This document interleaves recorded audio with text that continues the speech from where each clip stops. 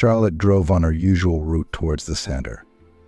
Her yellow car, swaying lazily on its wheels, slowly followed to its destination. There was relatively little work today. Monday is a hard day for everyone in its own way, of course. Cab drivers, on the other hand, have their own problems. Not enough customers. It's on holidays or weekends when there's a real rush of work and sweat. But at the beginning of the week, it's quiet and calm. I wonder how the baby is. Maybe I should call, or better later, when I have breakfast, Charlotte thought. At this moment, Bill was with his grandmother, since Charlotte had divorced her husband 6 months ago. It had been an unpleasant affair, of course, but what to remember now? And then there's this inheritance from a third aunt. The house in the village got, in fact, Charlotte did not need it. But they don't refuse the gift. The building is old, requires a little repair, of course. But still, the location is not the best. The school is far away, and the road is bad. True, the forest is nearby. For fishermen and mushroom pickers is the best. Of course, deep down, Charlotte was grateful to Aunt Cynthia for not forgetting. What could she do when the old woman had no other heirs? She lived alone, but she was not poor. She kept a small holding. Plus her pension wasn't the smallest. Charlotte stopped by when she was free. She tried to help out. She'd bring grain for the hens and geese, bones for the dogs. And then there was her granddaughter, the goat. That's who really brightened up Cynthia's loneliness. She understood everything, like a human being. Charlotte always brought the goat some bedding for the winter, to keep her warm. She did what she could to help. But you couldn't say for sure that Cynthia thought Charlotte was her favorite. Not at all, but the former shopkeeper had a bit of a temper. She could use a harsh word, was not afraid of anyone, and lived at her own pleasure. She was fair, though. I can't take that away from her. She'd been offered more than once to sell the house and move to the city. But Cynthia each time refused, always repeating to her niece when they met, "I was born here. I grew up here. Here I'll die here. I know every corner of it. The village, you think, is quite decayed." Charlotte listened to her aunt in silence, afraid to interrupt her with an awkward word. In truth, she had always respected Cynthia. And it wasn't because of the inheritance or the will her aunt had informed her of about a year ago. In fact, Charlotte didn't need it at all. She'd rather let her aunt live to be 100 years old and be free of trouble. But when Cynthia's life was taken by a sudden heart attack, Charlotte realized that she had inherited an old house by the river, and with it a dozen chickens, a dog and a cat, and of course a goat. Her co-workers just laughed at her. "I don't understand why you keep running the farm. Don't you have anything better to do, Charlotte? Torn between home and work, driving 24 hours a day. And you're also looking after this house. You should sell it and not suffer," they said. Charlotte just shook her head. "No, I can't do that. It's a memory. And Cynthia always told me not to give up animals. They got used to me. A cat, a dog, even the chickens come to meet me, and they're still laying. Why should I hurt them?" Charlotte smiled at the thought of pets and involuntarily slowed down. On the passenger seat was a plastic tray with the morning's harvest. Or rather, not a harvest, but a gift from grateful laying hens. A dozen eggs. Bill's gonna be so happy. He likes scrambled eggs for breakfast more than anything in the world. It'll be a present for his son. Suddenly, carefully driving around a small pothole, Charlotte noticed a young woman holding a baby in her arms. The baby looked to be about 2 months old, maybe less. The woman was cradling him in her arms. "It's windy outside today. It's blowing." Charlotte's heart sank at the sight of the woman, dressed in an old jacket. She must be waiting for the bus. When will it come? I guess he's late. Maybe I should pick it up, she thought, though doubt had already settled in her soul. Charlotte stopped at the curb to think it over. There was a logical explanation for her doubts.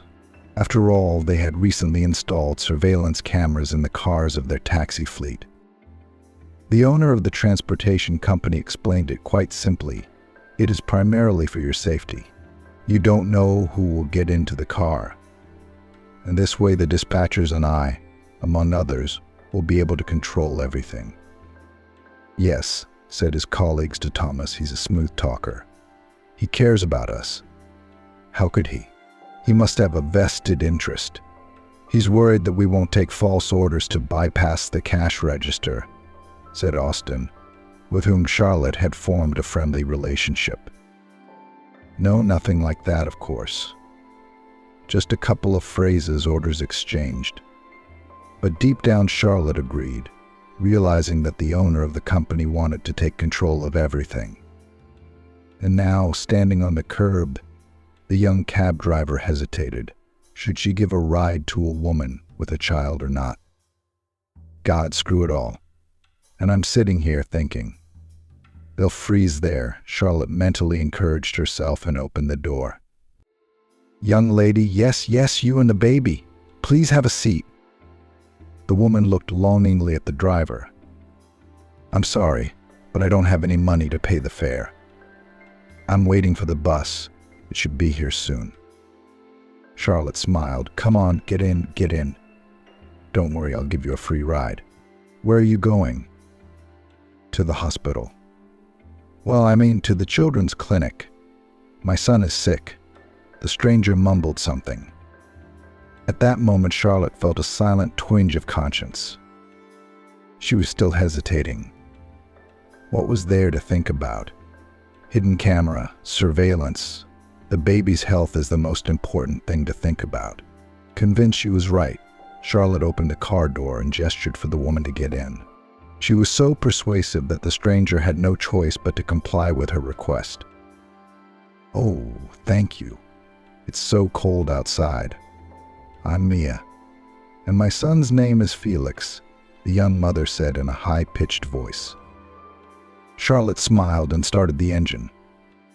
I'm Charlotte.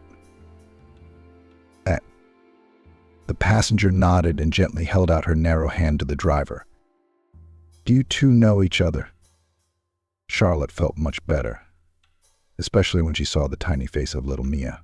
The boy was snoozing sweetly in his mother's arms, not even noticing that the wind had stopped and they were now in the car. To pass the time, Charlotte started talking in a low voice, afraid of waking the baby. I have a son too, but 8 years old, a schoolboy. Mia shrugged her shoulders in embarrassment. I actually wanted two. Twins were supposed to be born. Only Felix's brother didn't make it. I think it was a C-section, and the labor started on time. Charlotte looked sympathetically at the passenger. I'm sorry, I didn't know. I'm sorry for your loss. Tears welled up in Mia's eyes. Thank you. I'm sorry, but I don't like to talk about it. What's there to talk about? The baby's gone. Neither can his daddy. He died in an accident. My mother-in-law kicked me and Felix out of the house. Said I was attracting nothing but trouble. How could she do that? Is she out of her mind? Charlotte couldn't help herself. Mia sighed sadly. Who knows? She brought a fortune teller who went through the house and then pointed her finger at me, saying it was all my fault. So they put us on the street. Where would I find a place to live at this hour? And Felix got sick. So maybe it's better to go to your parents. Well, Mom, Dad, Grandma, Charlotte suggested. The passenger exclaimed quietly, We don't have anyone. Mom left early. Stepfather, not only his, but also our house sold in the spring, for debts taken away. And he's happy to do his best. Now he's in a shelter for the homeless. I don't regret a thing. Charlotte looked anxiously at her acquaintance. Was it really possible? She had always thought of herself as resentful and deprived. But in her life she had nowhere to live and a baby in her arms. At that moment, one very interesting thought came into her head. Listen, and you are not afraid of the private sector. The young mother shrugged her shoulders, shifting her son. No, I'm not afraid. What is there to be afraid of? The main thing is to have a dog. It is calmer with it. It will always give a sign in case of anything. Why do you ask? Charlotte thought for a moment, and then carefully drove into the parking lot in front of the children's clinic. I have a house. I inherited it from my aunt. It's right by the river and the woods are close by. I don't want to sell it, and sometimes I don't have time to look after it. Maybe I'll give it to you. I could write a deed of gift, or I could sign over the deeds to you. Mia looked at her in amazement. Charlotte, what are you doing? It's your inheritance. You can't do that. And it would make me feel bad. Charlotte frowned. Mia, I'm serious, I'm not kidding. It'll be a great help to you and the baby. I'm a mother myself. I understand. I don't think my aunt would mind. I don't need this house.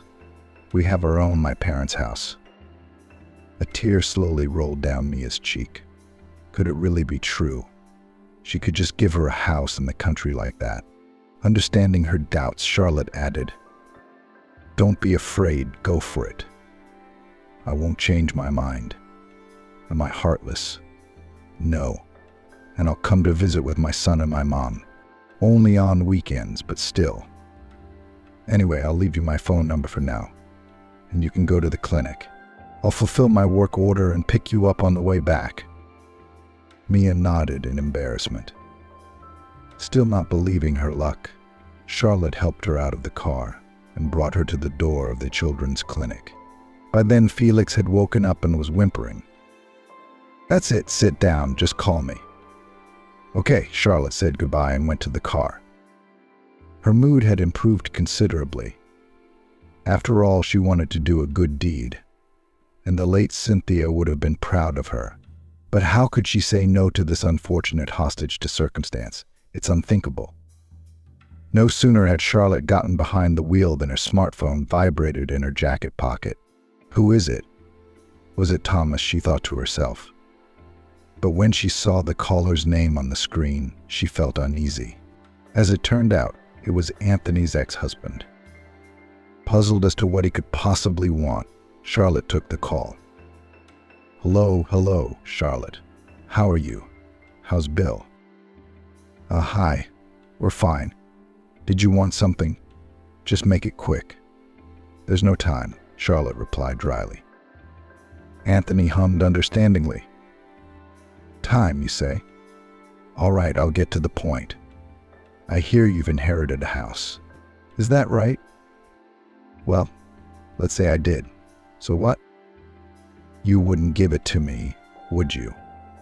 Well, for personal use, so to speak. Well, not for free. Of course, I'll give you money through a notary. Everything is honorable, the ex-husband asked without a shadow of doubt. Charlotte's indignation literally took her breath away. Listen, have you lost your conscience? You'd better help your son. Alimony is not able to pay, and found money to buy a house right away. I don't be such a little girl. I was released from alimony by the court. I'm an invalid, in case you forgot. I can't work. What kind of alimony payments?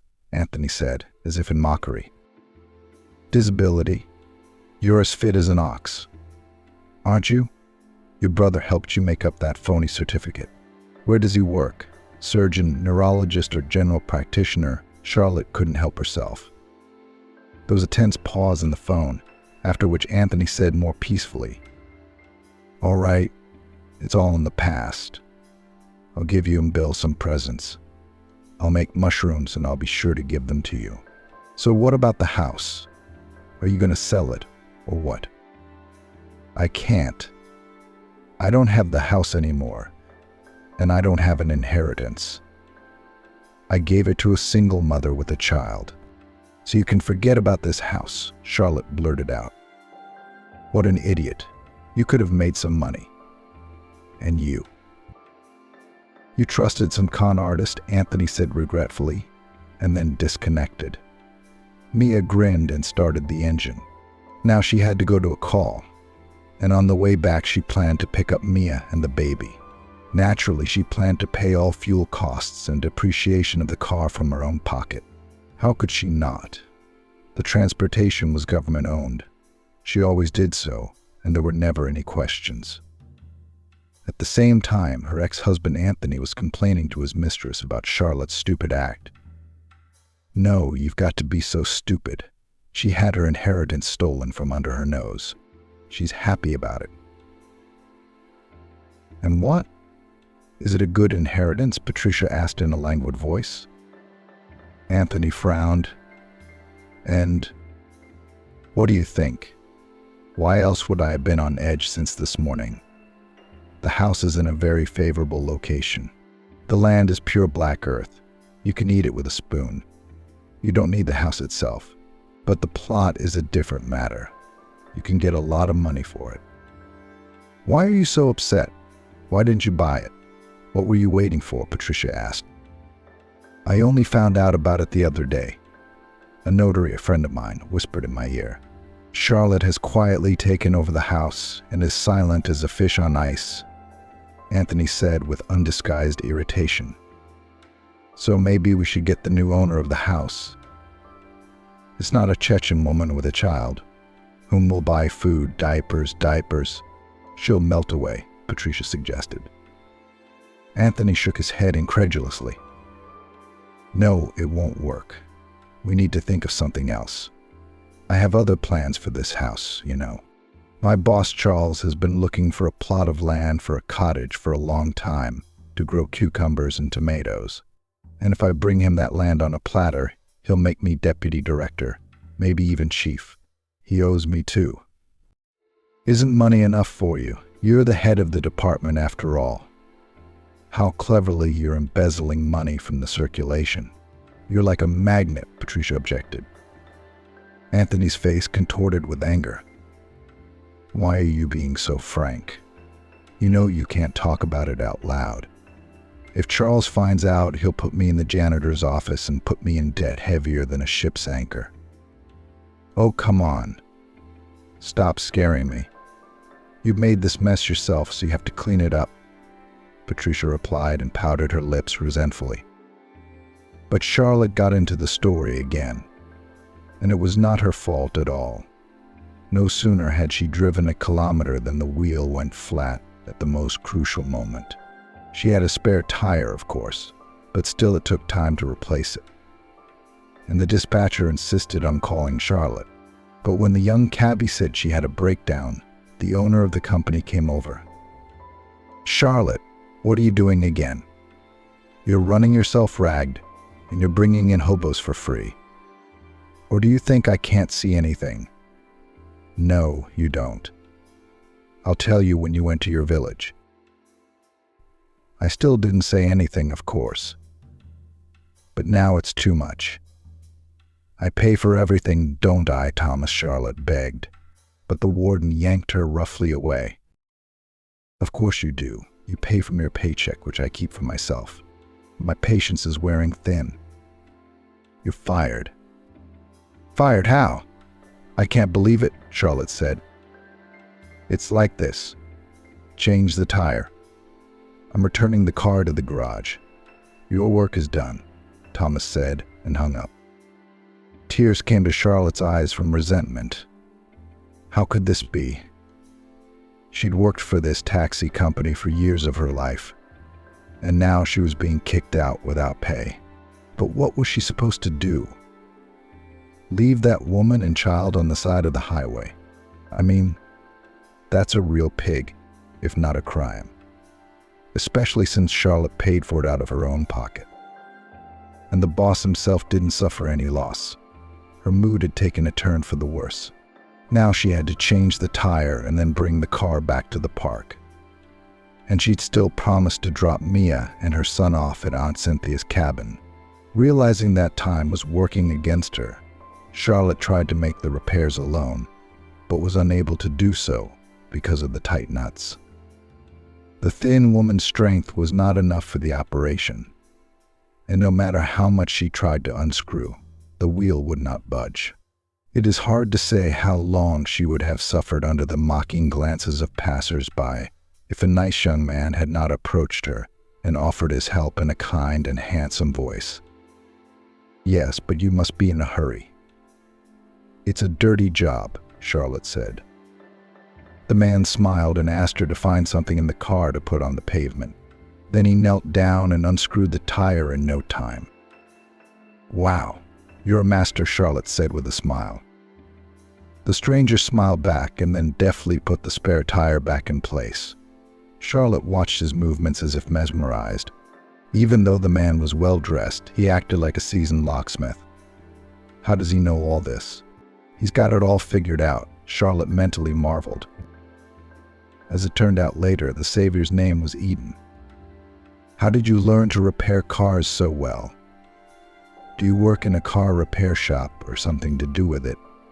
Charlotte asked cautiously after she had given her acquaintance a packet of wet wipes to wipe his hands. "No, it's not that.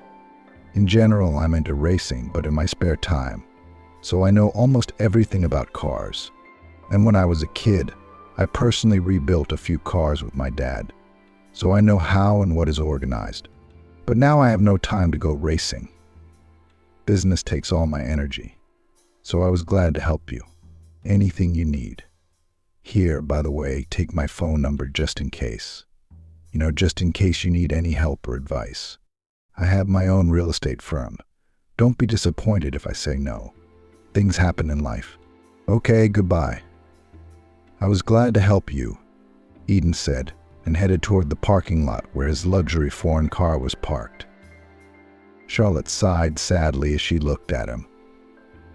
After a moment's thought, she decided that she would first take Mia to her aunt's house and then return the car to the taxi company. It wouldn't be any worse, since she was already without a paycheck. And that was good money, enough to pay for a dozen trips like today. She carefully turned on the camera and turned the volume on her walkie-talkie down to the lowest setting so that Thomas wouldn't bother her anymore and give her his shares. "There, that's better." "There's no peace at all," she whispered and headed toward the children's clinic. As it turned out, Mia was already waiting for her on the steps with a baby in her arms. The young mother did not sit idle either. She had already had time to see a doctor and even bought all the necessary medicines in the pharmacy, based on the diagnosis made by the pediatrician. The baby had a small cold, which required immediate treatment, as at any moment could give complications. "But you haven't changed your mind about going to the house I told you about?" Charlotte asked cautiously. She shrugged uncertainly. "I haven't changed my mind. I just don't feel comfortable, to be honest. What if I get you in trouble?" Charlotte sighed sadly. "It's too late. The problems have already started. That's why I'm hurrying to help while I still can. My car will be taken away from me soon. I'll have to travel only by train or bus. So now everything depends on your decision." Mia thought for a while, and then waved her hand in doom. What else was she to do when she had a small child in her arms?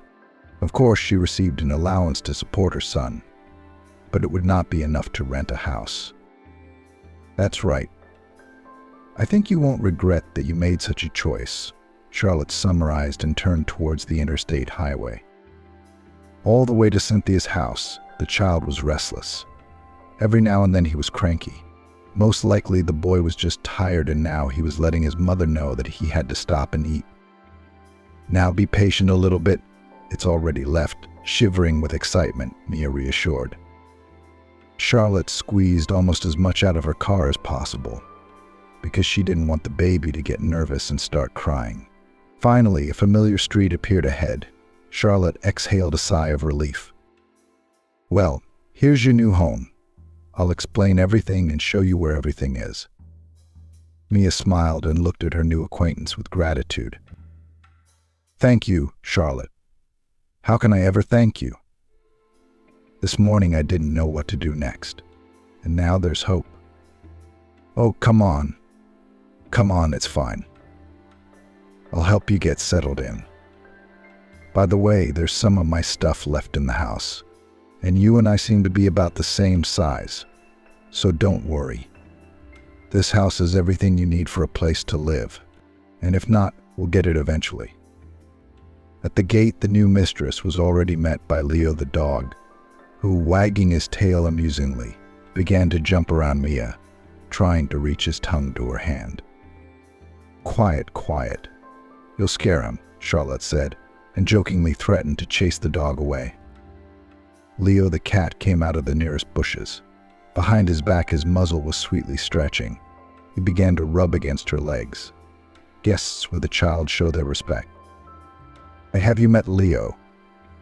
There's a hen, a goat, a sheep. They're in the pen right now, though. But that's not important. You'll see later," Charlotte said with a smile and opened the door. The house smelled of herbs. Cynthia had always gathered and dried herbs in her lifetime. The wise woman had an excellent knowledge of the herbs and knew how to make the most of them. Carefully laying Tiffany on the bed, Mia checked the diaper to change it quickly. In the meantime, Charlotte turned on a small portable heater to keep the room at the right temperature for the baby. Even though it was spring on the calendar, the house was quite chilly at night, and Charlotte knew that as well as anyone. She stayed in the house with Mia for no more than half an hour, after which she politely said goodbye and promised to come back tomorrow. "That's it, rest up. If anything, I left you my number. Call me and let me know how you're doing," Charlotte said. Mia nodded and looked at her savior with gratitude. What would she have done if she hadn't had this kind woman in her life, who was raising a young son alone, just as she was? Charlotte got behind the wheel and, increasing the speed, headed towards the city. It would take no more than 20 minutes. In fact, nothing terrible had happened, and she was visibly relaxed. But at the entrance to the city, she suddenly saw a car with flashers behind her, and then someone's loud, amplified voice ordered her to stop and pull over to the side of the road. Still not understanding anything, Charlotte complied with the policeman's order and got out of the car. And here she was in for a very unpleasant surprise. "Charlotte, what do you mean? You work in a cab company, and that's where the car was stolen. What is that supposed to mean?" the policeman asked the woman, who didn't know what to say to his question. He looked at the cab driver thoughtfully. "Well, I think you understand how it was stolen, don't you? Just like that, just like that. Disconnected the dispatcher's radio, the security cameras. Thomas came to us. I mean, we're the security services, and we're your transportation company. We've been working side by side for years and never had a problem. And this is a hijacking." Charlotte coughed embarrassedly. "But what kind of hijacker am I? I just took a woman and her child to my dead aunt's house to live there. You know, they were out on the street with nothing, and they had no place to stay tonight." The police officer nodded. "I understand, of course. Anyway, let's make an amicable arrangement. I'll take the car away from you and personally drive it to Thomas. I suggest you take the bus and go home. We won't prosecute you, but keep in mind that from now on such jokes may end badly for you." "Agreed." "Do you agree?" Charlotte replied in a low voice, as it was a short walk to the city. She didn't wait for the bus and walked. They say Monday is a hard day for a reason. It had barely begun, and Charlotte had already been through so much that she was dizzy and tired.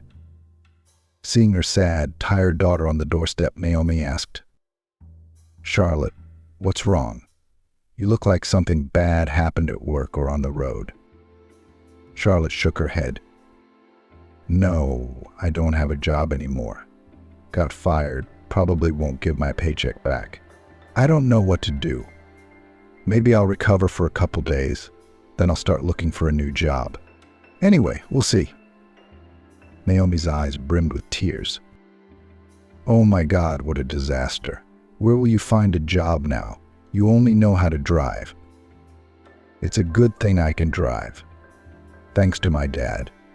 Don't worry about it." It's going to be all right. Why don't you tell me how Bill's doing? Charlotte asked in a tired voice. Mom, I've already done my homework with Grandma and now I'm watching cartoons. Do you want to watch them together? Came a boy's voice from the nursery. No, son, some other time. Okay, I'm going to take a shower first, or I'll fall asleep right here in the hallway. Naomi looked sympathetically at her daughter and then remarked, Why don't you go to Anthony? He is Bill's father, after all. Maybe he'll do something to help. At least give him some money for the first time.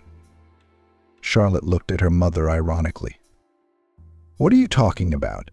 You can't get snow from that Anthony in winter, and you're talking about money. He called me today.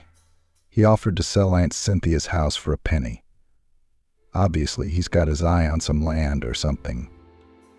Naomi raised an eyebrow in surprise. Offered to sell? Well, you didn't say yes, did you? Charlotte shook her head negatively. No, Mother, I didn't. I'm not selling this house. In fact, I gave it to a woman with a 1-year-old baby. Can you imagine, Mom? The baby's name is Tiffany. She lives there with her mom now. Naomi's eyes were filled with genuine amazement. What do you mean, living there? It's your inheritance.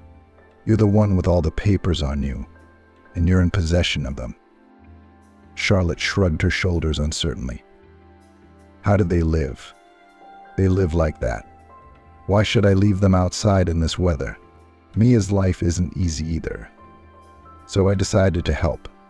Her husband died. Her mother-in-law kicked her out of the house with the baby. Everybody's got their own story, their own problems. Well, you're the best judge of that. But I'll tell you this, you're in a hurry, of course. You know, there are so many real estate scammers out there these days, it's hard to remember. So maybe that mommy was trying to get you to go soft on purpose. I mean, it's a nice place. Cynthia said it's a good spot. Anything you plant, it'll grow.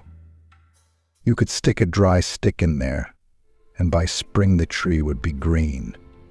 Charlotte ignored her mother's remark and went to her room to change and shower. In her heart, she was sure she had done the right thing. In fact, she might have been in the same position herself if she hadn't had her mom. Meanwhile, Anthony was feverishly thinking about how to pull off a scam on Charlotte's late Aunt Charlotte's house to gain credibility with his boss. Anthony had mentioned at the first opportunity that he had found a good piece of land for him. Charles looked at the head of the sales department with surprise. To tell the truth, he had never liked Anthony. However, he had no particular dislike for him. Most likely he was just indifferent to him. Well, that is, an employee from the category of neither fish nor flesh, such that leaving the team and not notice. You say you've got your eye on the lot. Well, that's commendable. What about the paperwork? It won't be a problem. Maybe I should give you an advance payment to make things go faster. I promised my wife I'd move to the country this summer to plant a garden. There are beds, cucumbers, tomatoes, herbs, and I'll go fishing myself. I'm sick of this business. I can't get enough of it. Anthony looked at his boss with a smile. No, I don't need any money. Charles, it's going to be great, I guarantee it. We won't let you down. We just need to wait a week, maybe a little longer, and I'll give you this lot as a birthday present, so to speak, in view of special gratitude. The director shook his head doubtfully. Thought, why is he trying so hard? Although, on the other hand, who, in his place, would do otherwise? Subordination was not abolished, and the ability to flatter the boss is not the worst quality in life. Maybe Anthony will make it to the top. But he's a mess, divorced his wife, left his son with no alimony. Pretends he's a cripple. All right. It's none of your business. Don't take it personally, Charles mentally said to himself, and turned the conversation to another topic. His greatest fear at this point was that Anthony would get that cabin outside of town in a not quite legal way. No, not by rating it, of course, but by some kind of scam, which he was a real pro at. Charles wanted the purchase to be fair and satisfy both sides of the deal. He himself conducted his business transparently and never evaded taxes or anything else. And the business community behind him strengthened the fame of a man of determination and fairness. But only in the personal life of the businessman was not all so smooth. Few people knew that many years ago his wife Virginia lost her newborn daughter in the maternity hospital. Doctors then did everything possible and impossible. But this case was from the category of those that could save either the mother or the child. Charles put everyone in the maternity ward on their ear. Even an inspection from the region came, but they didn't find any serious violations. When the businessman realized this, he stopped the investigation and accepted the harsh reality. But what's the point of digging up your nose if you can't get your daughter back? Subsequently, Virginia tried several times to get pregnant again, but everything was in vain. There was no miracle. The doctors were powerless, as well as all sorts of folk healers, fortune tellers. The verdict was brutal and uncompromising. You will probably never be able to have children again. Virginia, said a specialist from the regional perinatal center. The couple grieved for a while and then decided to take a foster baby from an orphanage. What's the big deal? It was the right time. Except that the couple wanted to take a very small one. That's when fate smiled on them in the form of the baby Eden, who was abandoned by his parents. According to rumors, they were either alcoholics or just irresponsible people. A stranger's soul is a stranger's soul. You can't figure it out. But Charles and Virginia didn't care about that at all. The main thing that now they had a son. A handsome little boy with kind gray eyes, as if justifying the trust of his adoptive parents. Eden grew up a smart and well-mannered boy. He studied at school with excellent grades and never ceased to please his teachers with his knowledge. He was also active in sports and read adventure novels. When Eden graduated from school, he quite naturally faced the question of further education. Charles always wanted his son to succeed him as principal. But here Eden decided to go his own way and enrolled in economics. After a while, a bright guy has already laid the foundations of his own business, which, although inferior to his father's, but still brought him a stable income. At the moment, Eden owned his own real estate company and was considered one of the most promising businessmen in the city. "Well done, son. You're just like me," Charles said with a smile, proud that fate had given him such a good heir. Even though Eden was not his kin by blood, but should he be sad about it? It was the result that mattered. No one knows that Eden is adopted anyway. It took Mia a few hours to settle into Cynthia's house. Casper slept quietly in a room warmed by a portable heater. Accustomed to order and cleanliness, Mia scrubbed the floor, swept cobwebs from the corners, and waxed the floors to a shine. Then she sorted through the owner's things to see what she could take for her own personal use. Mia liked the house Charlotte had given her immediately. I guess it was akin to first love. When you look at something and realize it was made for you. A small lot, a barn, and chickens in the yard. Naomi bleats softly in the pen, hooves clattering. I guess that's what happiness is. And all would be nothing, but Anthony still did not leave attempts to get his use of the house of his ex-wife. Deciding not to put the matter in a long box, the next morning he went to the specified address, which he learned for a small bribe from the notary, who once formalized the transaction.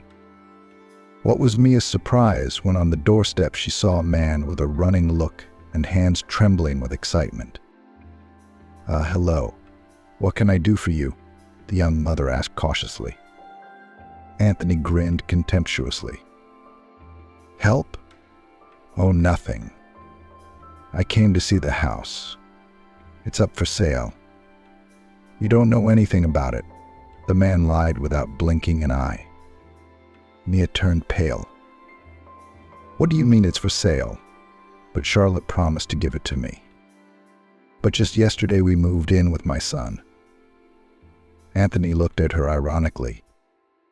"I know better than that. and Charlotte's your fantasist, your imagination. This house belongs to me, and I decide who lives in it and who doesn't. And your Charlotte had no right to dispose of this property. A bitter tear slowly rolled down Mia's cheek. What are you talking about? What am I supposed to do? Go back to nothing? With a little baby in my arms? Anthony, still playing his part, shrugged uncertainly.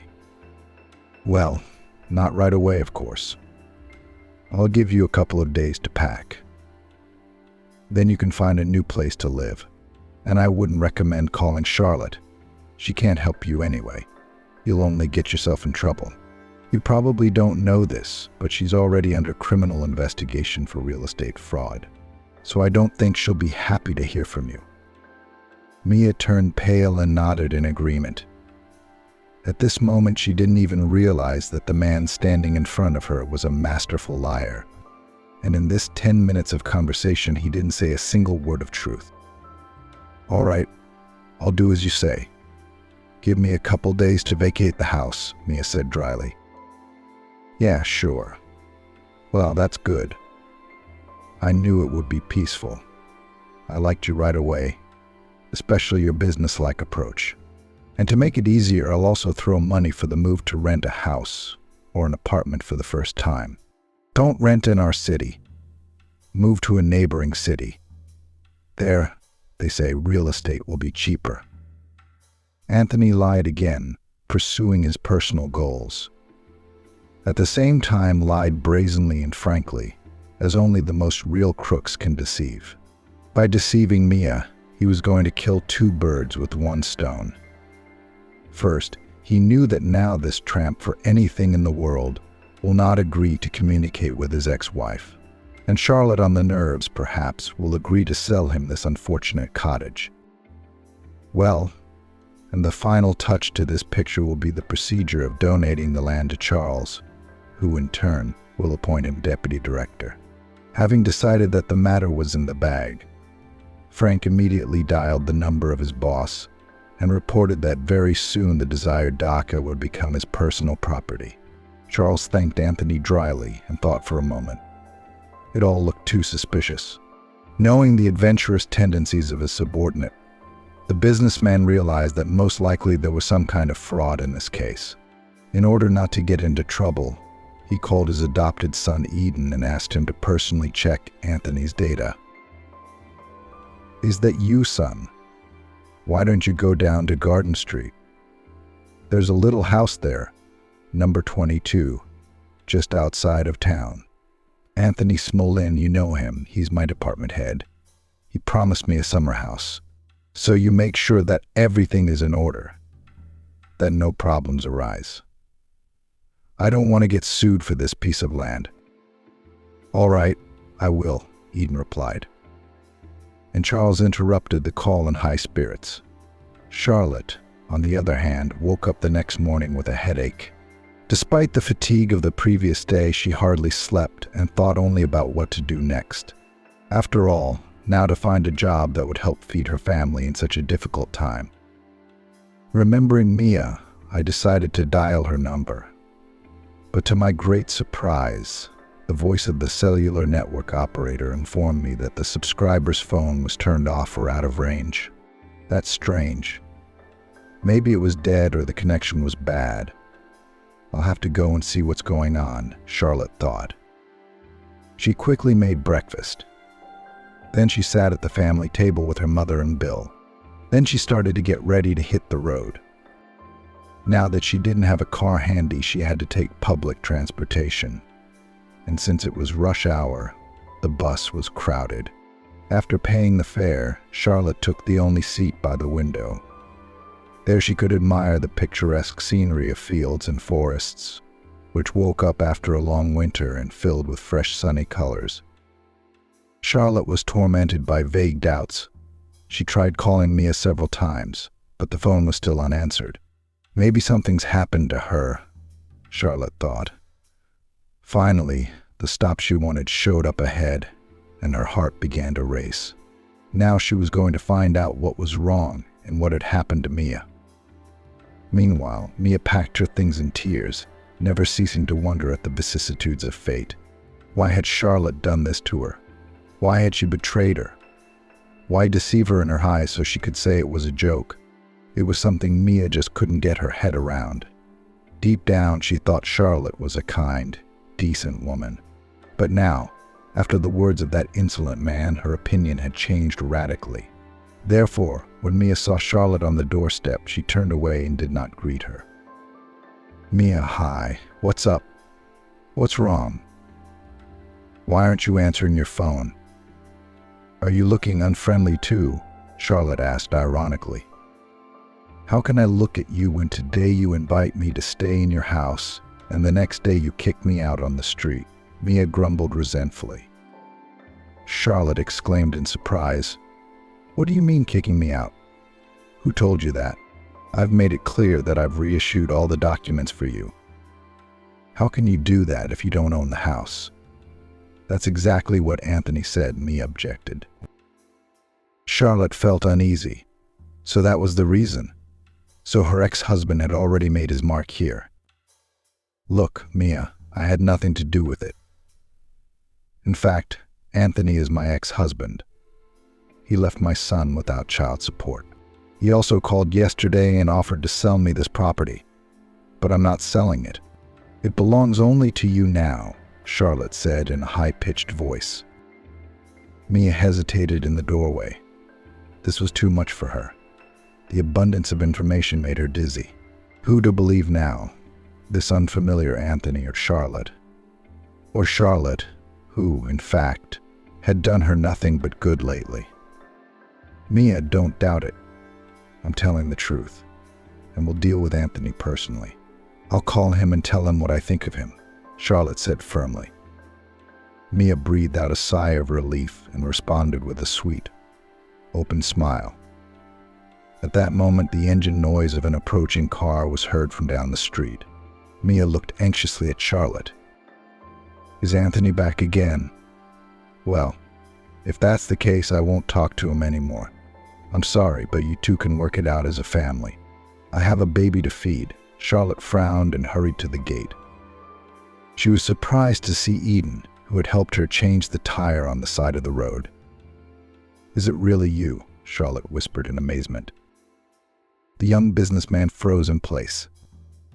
"Yes, it's me. And how did you end up here? Is this your house?" Yes, it is. I inherited it from my late aunt," Charlotte replied. They stared at each other for a few seconds, and then they laughed together. 5 minutes later, Mia, Charlotte, and Eden were sitting at the dining room table drinking tea and jam. Only now Charlotte realized what her unfaithful husband was up to, trying to solve his problems at someone else's expense. Anthony promised his boss a summer house for a penny, which he intended to take from his ex-wife. When Eden heard about it, he clenched his fists until his knuckles turned white. "I didn't even know there were such crooks in the world. How could my father have gotten in touch with him? Though how could he have known? I mean, this Anthony guy seems like a good employee. I've heard more than once that my father appreciates him, even if he doesn't like him, knowing his shortcomings." "So you're not going to take the house away from me?"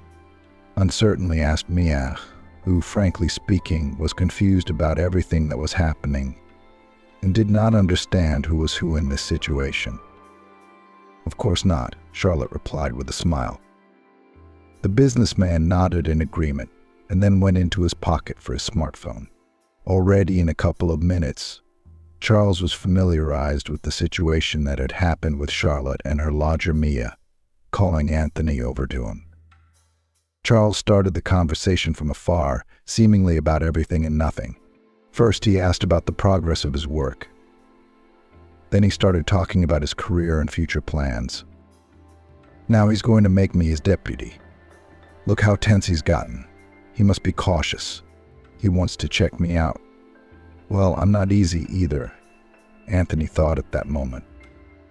Needless to say how disappointed the young cunning man was when Charles told him the whole unpleasant truth. "What? You wanted to deceive me, puppy. Thought I wouldn't recognize it. But it's your ex-wife's cottage and it doesn't belong to you, doesn't it? So what did you want, asshole? Shove someone else's inheritance to me as a bribe. I'm gonna wipe you out. Anthony turned pale and his lower lip trembled. How could you think it? Charles, I never. I've been faithful to you for so many years. The businessman shook his head contritely. No, Anthony, I do not need such employees for nothing. Now you want to sell your ex-wife's cottage, and tomorrow you want to sell me with the guts. I'm sorry, that was the last straw for me. You're a good worker, I'll give you that. And you could probably find yourself in another line of work. But there's no more room for you in my company. Anthony turned even paler and got up from the table. More than anything, he wanted to grab a chair and throw it at the smug face of this elderly businessman. Look at him. What a king and god, Anthony thought. But of course he did not say it and obediently walked to the exit. On the way he dialed Patricia's number to break the news of his dismissal. The beauty listened to her lover in silence and then thought about it. Is it worth tying her life with such a loser? After all, while there is still beauty, you can try happiness with another. But why do I need this eternally trembling from every Russell swindler? No, I've had enough. Beauty mother did not hurt my mother. I won't be lost, Patricia decided and started packing. After the memorable scene in the house of the late Cynthia, Charlotte and Eden began to maintain friendly relations, and occasionally they met at all. Upon learning that Charlotte had lost her job, Eden personally called Thomas and advised the businessman to bring back such a valuable and responsible employee. It was said in such a tone that the owner of the transportation company immediately caught the hint that he would be in big trouble if he refused. Thank you, Eden. I don't know how to thank you. You've saved me so many times already. No, I don't even have anything to give you in return, Charlotte said with emotion. Eden smiled ingenuously. I don't need anything. I just look at you, and it makes my heart happy. Mia was brave enough to stand on tiptoe and kiss Eden on the cheek. This act was probably the starting point of their rapidly growing relationship. But Anthony was a total failure, especially when he returned home to find Patricia gone. And on the table was a note with a single word, goodbye. Furious, Anthony roared like a wild animal and began to beat dishes, throw chairs, and shout at the top of his voice about injustice. 2 months passed unnoticed. During that time, Eden and Charlotte had grown so close that they considered themselves a couple without a shadow of embarrassment. Mia had settled into the house of the late Cynthia and now considered it her own little family nest. Moreover, being very interested in housekeeping, the young mother bought a dozen more chickens and even got a fiance for a goat to raise goats in the future. But most of all, it was not happy with Sherrick, who looked suspiciously at the new tenant with long, sharp horns, which he tried to scratch him at every opportunity. Eden did not delay the wedding and proposed to Charlotte on the 3rd month of their acquaintance. She did not think long because she understood perfectly well such proposals come only once in a lifetime. Mia, who since some time considered Charlotte her sister and best friend, volunteered. Charles approved of his son's choice, and in a conversation with Charlotte on the day of matchmaking noted that his son has good taste, and he has always been able to understand women. But when the elderly businessman saw Mia sitting modestly at the corner of the table, he became uncomfortable. He began to breathe heavily, as if he was suffocating. The businessman suddenly clutched at his heart. God, she looks like my Virginia when she was young. Maybe no, that can't be true. She's an exact replica. When Eden saw that his father was doing something strange, he jumped up and took his hand. Are you sick? Should I call an ambulance? No, son. I think I'm fine. This is Mia. She looks a lot like your mom when she was young, you know. Why don't you go get some old pictures and see for yourself? Soon Virginia came into the room, and she, too, shuddered at the sight of her exact copy.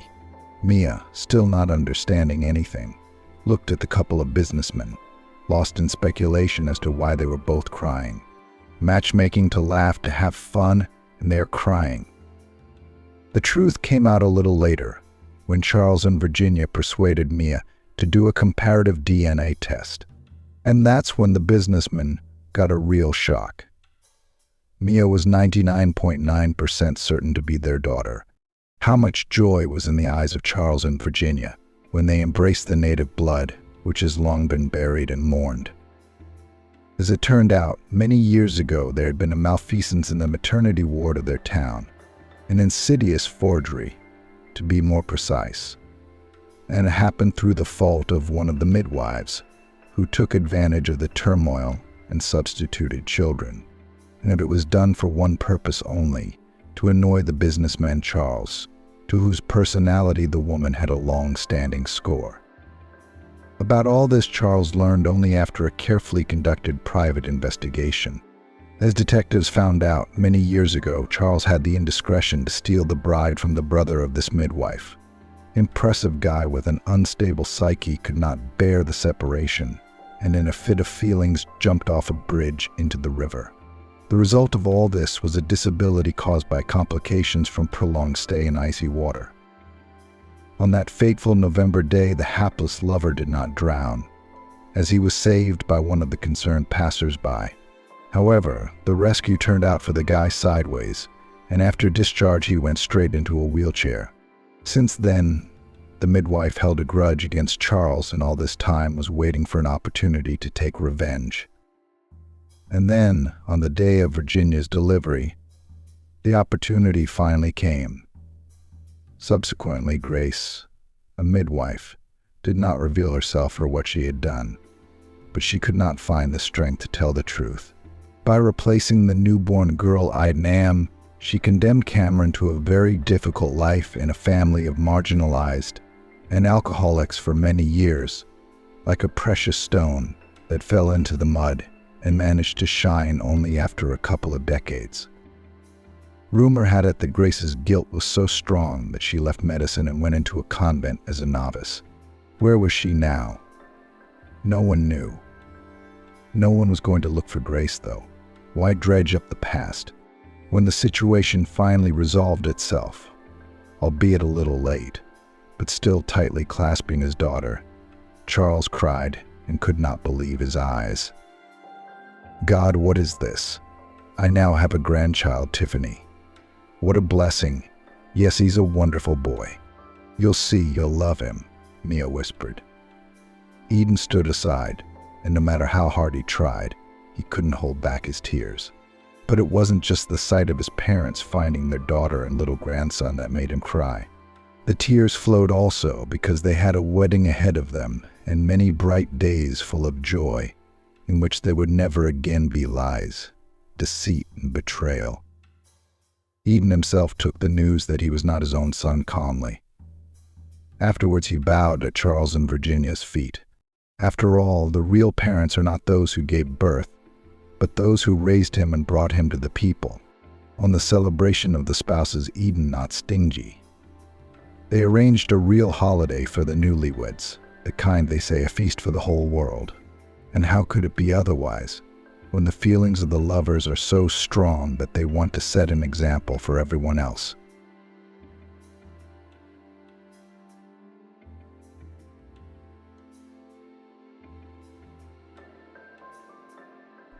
Robert had been surrounded by female attention since kindergarten. The girls tried to be paired with him at matinees, brought him candy and cookies from home, insisted that at quiet time their crib was next to each other. They demanded at home that they bought the most beautiful hairpins for their hair or weave into the braid a brighter colored ribbon. This frenzy never ceased. At school, this state of affairs only worsened. Not by years, a tall boy with dark hair and blue eyes broke the hearts of not only classmates, but also teachers from the fairer sex. They did not raise their hands to reprimand him or lower his grade when his answers were not up to the highest grade. Although his appearance did not resemble the appearance of an angel, He did not look like a demon at all. He was like a stately, humble Greek god with a piercing gaze and an enchanting smile. He didn't speak, but he spoke the words that obediently formed into correct sentences without stuttering. He studied easily, took prizes at Olympiads in all subjects, gallantly asked girls to dance at festive parties, moved amazingly during incendiary discos, turning any music into his obedient servant. Robert and Elizabeth were inseparable almost from the very beginning of their acquaintance. It was useless to drive a wedge between them. The girl moved to this city with the family of her military father. She was laconic in everything: clothes, hairstyle, school bag, pens, and notebooks. When the class wanted to make fun of it, Robert was right there. Somehow it happened that he took under his protection a little girl who stood last in the long row in gym class. The girl with gray eyes, two pigtails, tied with black rubber bands, for some reason caused in him a pinch of pity. A lump in his throat stuck. But this little girl was not a bad girl. She pulled the girls back, asking what kind of dense material she was made of. We lived in the north for a long time. In the schools there, they were heated in winter, but we still had to insulate additionally. Do you want to talk about it? The curious people backed off at once. What's the point of getting involved with someone like that? It's not worth it. She's too quick with her tongue. Robert grinned to himself and invited Elizabeth to sit at the same desk with him. It's free. I usually sit alone. You'll be comfortable. You can see the blackboard. It's the penultimate desk in this row by the window. In his soul, he had not yet settled in Elizabeth's address romantic notes, but he always wanted to take care of her like some young, helpless puppy. At home, he had a beagle given to him just at that time for his birthday. He had dreamed of a sheepdog, but their apartment would not support such a large dog. Here in their family, an appeared mischievous, cute beagle, a faithful friend, selflessly loving later their masters and completely unpretentious in care, the sweetest companion with soft ears and a long tail. Robert was unusually patient with his parents, cuddling and nurturing him all the time. Suddenly he realized that Elizabeth was more than just a friend, companion, and sister in spirit to him. When she badly shattered her knees one winter when she fell on the ice, they were already in 8th grade at the time. From a small, graceful statue, Elizabeth began to turn into a petite young lady with the crushes inherent in her young age. The girl was incredibly stubborn. She dragged him home after school across a smooth, vacant lot prepared for digging foundations for a new building. Don't go, Robert. It'll be 5 minutes before we're home. It's too long and uninteresting to walk around that fence, especially in this weather, she urged. He'd fallen for her pleas. Now she was sitting on the cold ground with her tights torn to shreds and deep lacerations on her knees, stumbled over pieces of rebar left behind by who knows who. He didn't hesitate long, picked her up in his arms and carried her to his house where no one was present. In the apartment, he treated the wounds, which after he had washed away all the blood with peroxide, did not seem so horrible anymore. They were 14 years old. Hormones were certainly starting to rage in their bodies by now, but they weren't what made him kiss her lap near the wounds. Tenderness nudged him gently. She wasn't frightened. She leaned over, hugged his head, and nuzzled the top of his head. Robert, are you scared? It's okay. You've got tea in the house or something to go with it, haven't you? I'm starving. I'll never make it home, she laughed. From that day on, they kissed each other on the cheek when they met. They walked mostly hugging now, but without any hint of closer proximity. Peer girls were ready to wipe Robert in powder for the fact that Robert did not notice anyone around, but they did not dare to do any harm. Only sometimes they let out barbs. But the young couple could do nothing. Even stain their friendship could not, so pure and light it was. In the graduating class, everything suddenly changed. Both grew up and could no longer ignore the natural laws of nature. Robert realized that this was his first love. She was not a whim or a temporary eclipse brought on by young age. This girl had firmly established herself in his heart. It happens that even handsome men belong to the clan of those who meet their only woman once, and are faithful to love her afterward for a lifetime. Let someone try to argue that this is a fairy tale. After school, both entered the university, he at the Faculty of Physics and she at the Faculty of Economics. In the educational institution on Robert again began the hunt. Having gone through the crucible of naive passions at school, Elizabeth and Robert did not even cast a glance at his admirers, and they, like snakes, hissed back. Where's he ever been? He's at least in Hollywood, starring in a movie instead of Richard Gere. They can't be together. It's absurd. In one of the lectures in my freshman year, I was amused by a scene. The subject was common history. Different departments listened to it together, without division into physicists, chemists, geographers, and economists. Among the female students, as usual, was its star, its first beauty, its prima donna. She had bet with her fellow students that she would steal Robert away from Elizabeth in no time. She was counting on her striking looks. Men on the streets would crane their necks when they saw her in the crowd. She didn't mince words with the guy, she just sat down on his lap without even giving him a second thought. In front of the student crowd, not at all embarrassed. Robert didn't bother to embarrass the arrogant person. With an expression as if he had touched a nasty toad, he took her by the shoulder with 2 fingers and pulled her off his lap. Don't ever do that again. My heart is occupied. It's about time you all realize that. Belle was taken aback. Are you talking about that roof that's always dangling beneath your feet? Don't make us all laugh. What could you possibly have in common with her? Robert's blue eyes filled with an angry glint. Thank you, my girlfriend can't hear you right now. But the rest of us should know that behind your beautiful shell hides an evil heart that knows no true feelings. You're nothing. I don't envy anyone who would give their soul to you. You'd trample it for nothing. After these words, the curious crowd parted and Elizabeth came up. Robert calmly put his arm around her shoulders and said, "Come, let us sit in the other row. There's a foul smell of meanness here. I hate that insidious odor." Elizabeth did not understand anything, but she did not argue with him, as was her custom. Her man was young. That was a fact, but always very sensible. If he said so, there was some truth in it, however strange. He had also announced to her parents 6 months ago, in the same cavalier manner. Elizabeth and I love each other, and that's forever. We'll quarrel a little at university, and then we'll get married. Our decision is not subject to appeal, so all arguments are canceled in advance. Both families lived modestly. Parents couldn't afford a separate place for their children.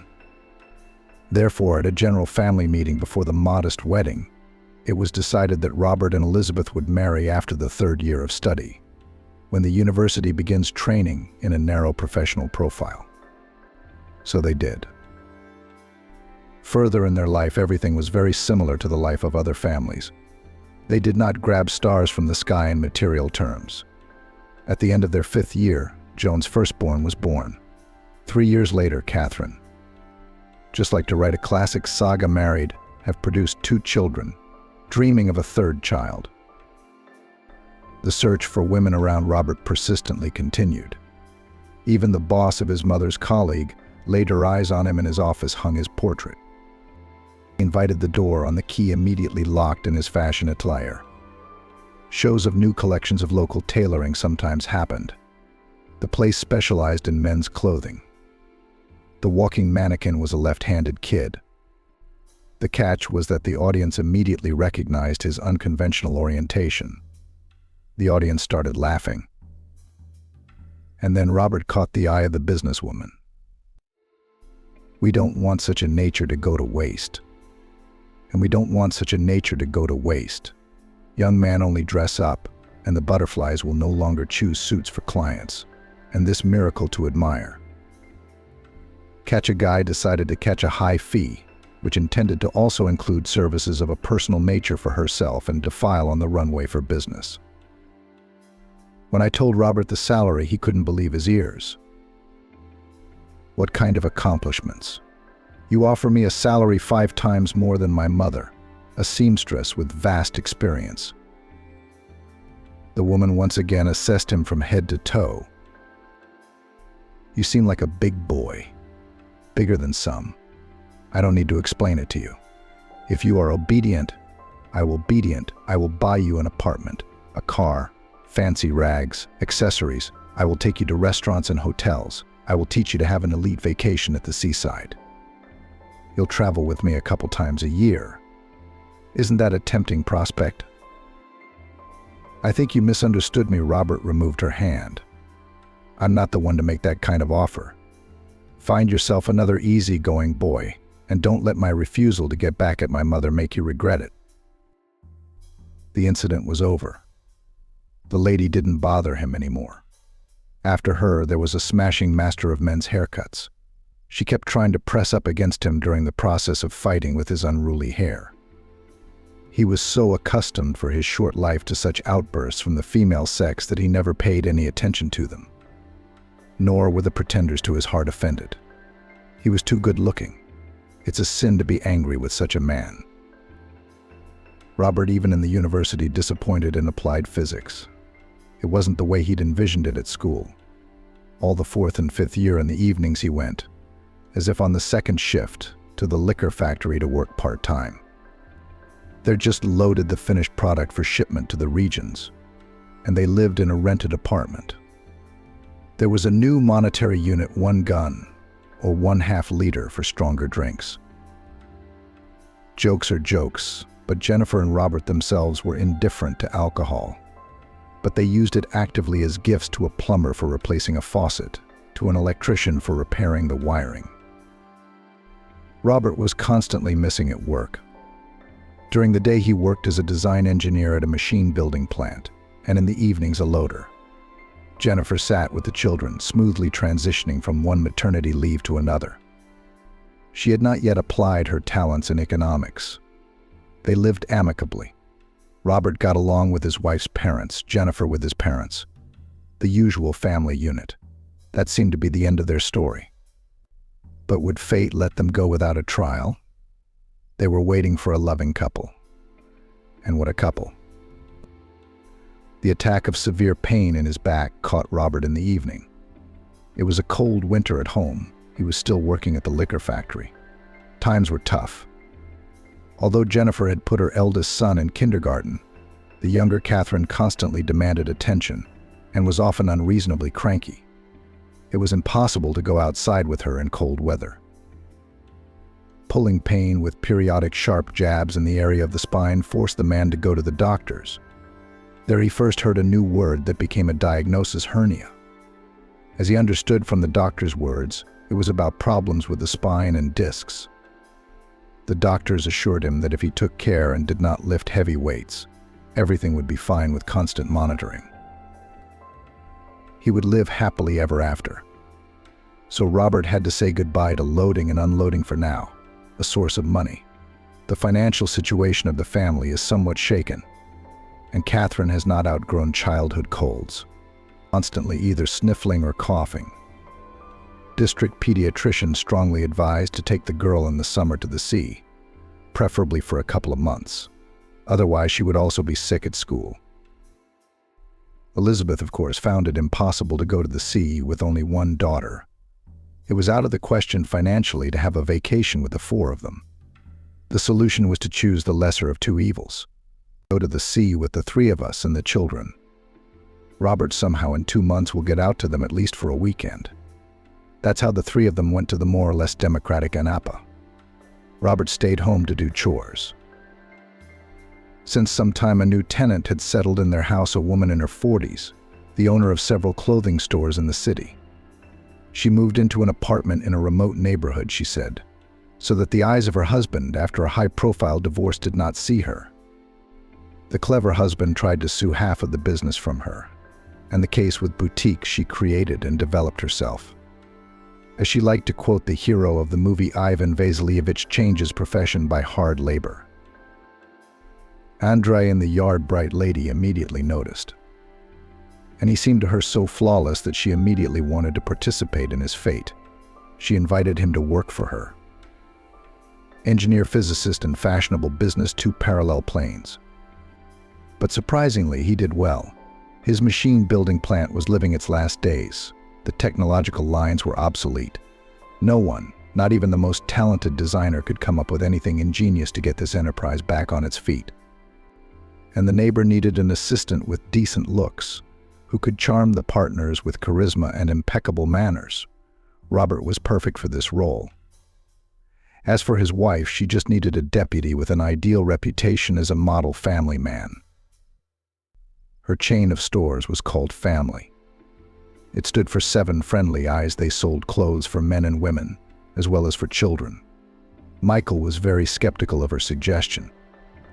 He laughed, "Where am I with my technical education? And where are the clothes, new collections, all this glitter and tinsel of rags and accessories?"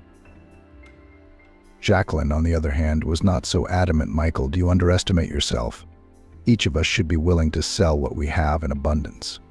In your case, it's God-given beauty, so why not turn it into a popular commodity for the sake of your well-being? Let's just give it a try.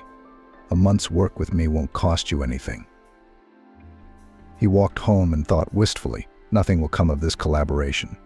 She will again start looking for ways to get closer to me. And for me, such an option is impossible." The man was wrong. Jacqueline was a much wiser and more astute woman. She already had a young and strong companion for her health, but he was not smart enough to be seen with him in public, and her firm needed a male face. She used herself as a female face. What was missing was an idyllic image, an assistant with an impeccable reputation. Michael agreed to the experiment. Especially at the factory, everyone was on leave without pay for an indefinite period of time. Time was passing. Soon his family would return from the sea, and the house was empty. He couldn't make any money while his loved ones were improving their health on the coast. Jacqueline taught him the science of being, not appearing to negotiate patiently, to watch his speech, to dress tastefully even for a little money, to be able to maintain a conversation on any topic. She persistently dragged him along to all business meetings and brought him into her circle. After a couple of weeks, Michael calmed down. Jacqueline did not make any attempts. She diligently molded him into an enterprising business partner who is not lost in any commercial situation, will calculate ahead of all the moves, will increase the accumulated, save previously achieved. When Elizabeth returned home, she did not recognize Robert. At the train station, they were met by a respectable man in a strict, elegant suit, matching shirt, stylish tie. From surprise, she could not restrain irony. Where did such a handsome uncle come from? Then she rushed towards him and hung on her lover's neck. "No, you told me, of course, that you changed your job. But I could not imagine that the change in you would be so radical." At home, in a clean apartment, Elizabeth and the children were waiting for a set table, new toys, items of clothing, bought by the head of the family as a gift. It would be a happy life. But insidious envy is always around. In a barrel of honey finds a spoonful of tar. The range of Robert's duties included not only labor everyday life, but also accompanying the owner of the stores, Jacqueline, to corporate events held in her company and at the enterprises of colleagues in the trade. For some time now, Jacqueline had been obsessed with the idea of expanding the chain with 2 new department stores. She suddenly wanted families to be able to shop in her facility entirely without leaving the buildings and retail space.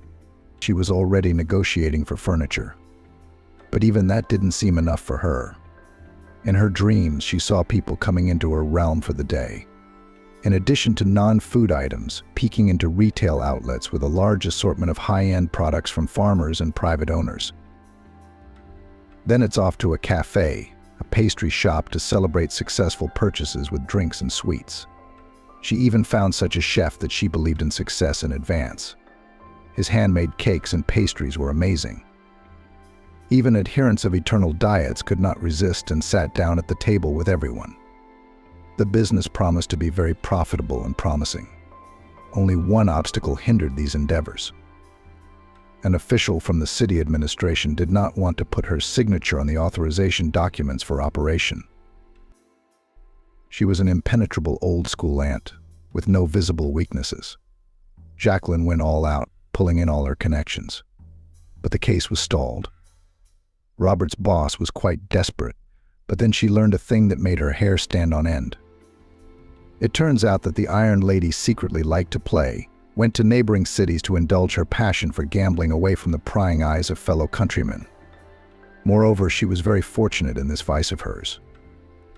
The owners of gambling houses were afraid of her appearance. Luck did not leave her for long, constantly increasing her secret capital, but no one tried to prevent her. After all, Madame was from the highest echelon of power at the local level and could close gambling establishments with a single movement of the hand. Having learned such sensational news, Jacqueline immediately decided to give Robert a delicate assignment. She will hire a private detective to find out what kind of places this lady likes to visit. Robert will casually get acquainted with her and try to get dirt in the form of photos and videos of her game.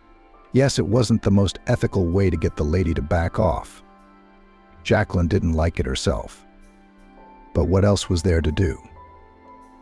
In the fight against the enemy, all means are good, even such a sneak attack. The preparations for the operation went smoothly. For a good fee, the secretary of the administrative lady leaked the information that she had taken a few days of vacation at work at her own expense. All indications were that she was going on a trip to one of the cities where she could indulge in gambling. After tracing where the train tickets had been bought, Robert was sent on a business trip. He only joked. "You've made a commercial spy out of me? You've got addresses, passwords, where to go and who to introduce myself as. The only thing left to do is to glue on a mustache and a beard for conspiracy. And then we can go on the job." One thing he didn't tell anyone. Robert took home all his savings, saved for a rainy day, to try his luck next to his lucky aunt. Moreover, he borrowed a large sum from the head of security at Jacqueline's office. It never occurred to anyone that he was playing with his luck, and he'd had a large drink of whiskey at the bar beforehand. Robert sat at the table next to the lady from the administration and was terribly angry. She bet on one number or the other, chose black or red color, and almost always won at least a small amount of money. He, on the other hand, lost every last dime. All the promises of beginner's luck turned out to be nothing, and he was never lucky. The waiter kept bringing him whiskey on the rocks. His head was getting heavier and heavier. He had forgotten all about his mission. At some point, his patience broke. He rose abruptly from the table, pushing away the waiter who was just about to pour him another drink. With a hard look at his lucky neighbor, he shouted, "Fuck you and your administrative capabilities. I'm here almost in my underpants camera carried to film you at the game, and you do not give a damn. It's all ha ha ha ha ha until you've had enough." It was a scandal. Security instantly searched it and found hidden cameras and recorders. The official threw the money and instantly disappeared from the hall, not forgetting to grab the winnings. Jacqueline could not forgive Robert for the failure of the operation. That powerful lady couldn't. With some inner instinct, she realized who was so interested in collecting dirt on her. Jacqueline's dream of creating a nice shopping and entertainment centers crumbled into small shards. Now, when she met Robert in the yard, she didn't even say hello, deliberately averting her face. Robert came home like a beaten dog. The family piggy bank was empty. A servant from Jacqueline's entourage hinted to him that he would not wait long for the loan to be repaid. He would soon put him on the meter and follow him everywhere. At the machine factory, where Robert had a small position, they were not going to start the lines. Thoughts swirled in his head that his ex-wife was wrong. Where to sell beauty if no one in this world wants it? Only at the distillery did he have all the peace and serenity. Maybe he is weak, worthless head of the family, not capable of anything in this life. By all accounts, it appeared that his only dignity, loyalty, and devotion to his beloved woman. But he had nothing to feed her and the children. His feet carried him to the glass rows of vodka and liquor bottles. Where he had worked before, he could be useful. Why, his back was aching by evening, and he would bear it. His wife needn't know how he earned every penny. Soon tales are told and deeds are done. Usually within 2 years of working at the liquor factory, the family's financial situation has improved. Son Joan and daughter Catherine already went to school. Elizabeth found a job as a cashier in a small company. The salary was meager, but she could pick up her children after school, take them to classes, feed them at home properly, and check their lessons without rushing. The globe was spinning on its axis. The years went by slowly. The next bright burst in the career of 30-year-old Robert happened as if by magic. Apparently, the heavens took pity on his monotonous, like Groundhog Day, life. By that time, he had not bothered to find a more decent job. He remained infantile and uninitiative in this respect. He had little faith that there would be any change in his professional destiny. Elizabeth was tired of convincing him that Jacqueline's education and his looks could have been a good match for him. But he had been dealing with money debts for so long that he had always avoided any career opportunities, as if they were the hot milk of failure, potentially shaking his temporary well-being. Further events unfolded as follows. Robert's home liquor company began bottling a new line of elite liqueurs. In such cases, one cannot do without advertising, which the management did. In one of the pleasant spring days, the factory yard was filled with unusual noise. A commotion began. A crowd of curious people gathered. It's not every day that a real movie is shot in front of your eyes, a whole series of reels. Rumor has it that even billboards will be prepared. See how the bosses have splurged, whispered in the crowd. The workers must have had high hopes for those chocolate and coffee liqueurs. They're too sweet for us, too sweet, too sweet. They say they're aristocratic drinks for the ladies. But for us it's all the same, as long as the advance payment and wages are paid on time. To the surprise of the audience, an ugly scene played out right in front of their eyes. Some actor of the local theater suddenly got into a pose and began to argue with the director and cameraman. Why didn't you tell me at once that you had to present ladies' goods? This you spoil my whole image of brutality, my reputation as a macho on stage and on the screen. Find him among the workers, someone with a face, and shoot him on your billboards. What kind of whimsy is that? Echoed him in the tone of a confused director. Where will I find a suitable texture here? They all have matchstick faces. Well, how with such a hot drink? It's a Klondike to work next to them. The workers looked at each other resentfully. The sight was no longer languid, and they immediately became offended. You insult us, my man. You insult us, my man. Our beauties have their own glamour. Your acting is no match for his. There he is. Robert was passing by on his way to the dining room for lunch. He never liked noisy spectacles, so he tried to stay away from the performance organized by advertising specialists at the factory. But curiosity, as always, won out. The director was a master of shooting commercials. They could use an extra, even a popular model with a fresh face. The reality exceeded all his expectations. Past the improvised set was such a handsome man of 35 years that the director in the first moments dumbfounded, then quickly pulled himself together and asked to follow him and sprint. It would be a big mistake to miss such material. A man? Yes, you, I'm talking to you. Could you slow down a bit? I can't keep up with you, he said. To what do I owe? Robert stared at him with his impossible blue eyes. I don't have such a long lunch break, and there are long lines in the cafeteria. The director looked him over once more from head to toe. Oh, what a good-looking man. His breed, his manners, his impeccable masculine figure, his correct facial features, seasoned with charisma. He was ready to pinch himself on the arm. Such Hollywood standards with snow-white teeth can't just walk around an old-fashioned distillery unperturbed. Yes, he doesn't seem to know the price of his appearance, thought the director, and said aloud, would you agree to help us out? inner instinct of advertising business master for some reason immediately realized that to promise this man a golden mountain from the jump is not worth it. Here it is necessary to press on pity, to emphasize the failure of deadlines, on friendship and mutual assistance, to tell about the deadlocked situation with the actor suddenly refusing to shoot, as in the water looked. At first, Robert did not want to hear about any filming, heartily laughed in response to compliments of his beauty and relevance. I have already once tried to sell my appearance as a marketable commodity. Nothing good came out of it. Somehow I do not want to go again in such experiments. Do not chop from the shoulder, tried to press on the pity of the director. If we had not had unforeseen circumstances, I would not have persuaded you now. You'd be a great help to us if you'd agree to do at least a billboard movie.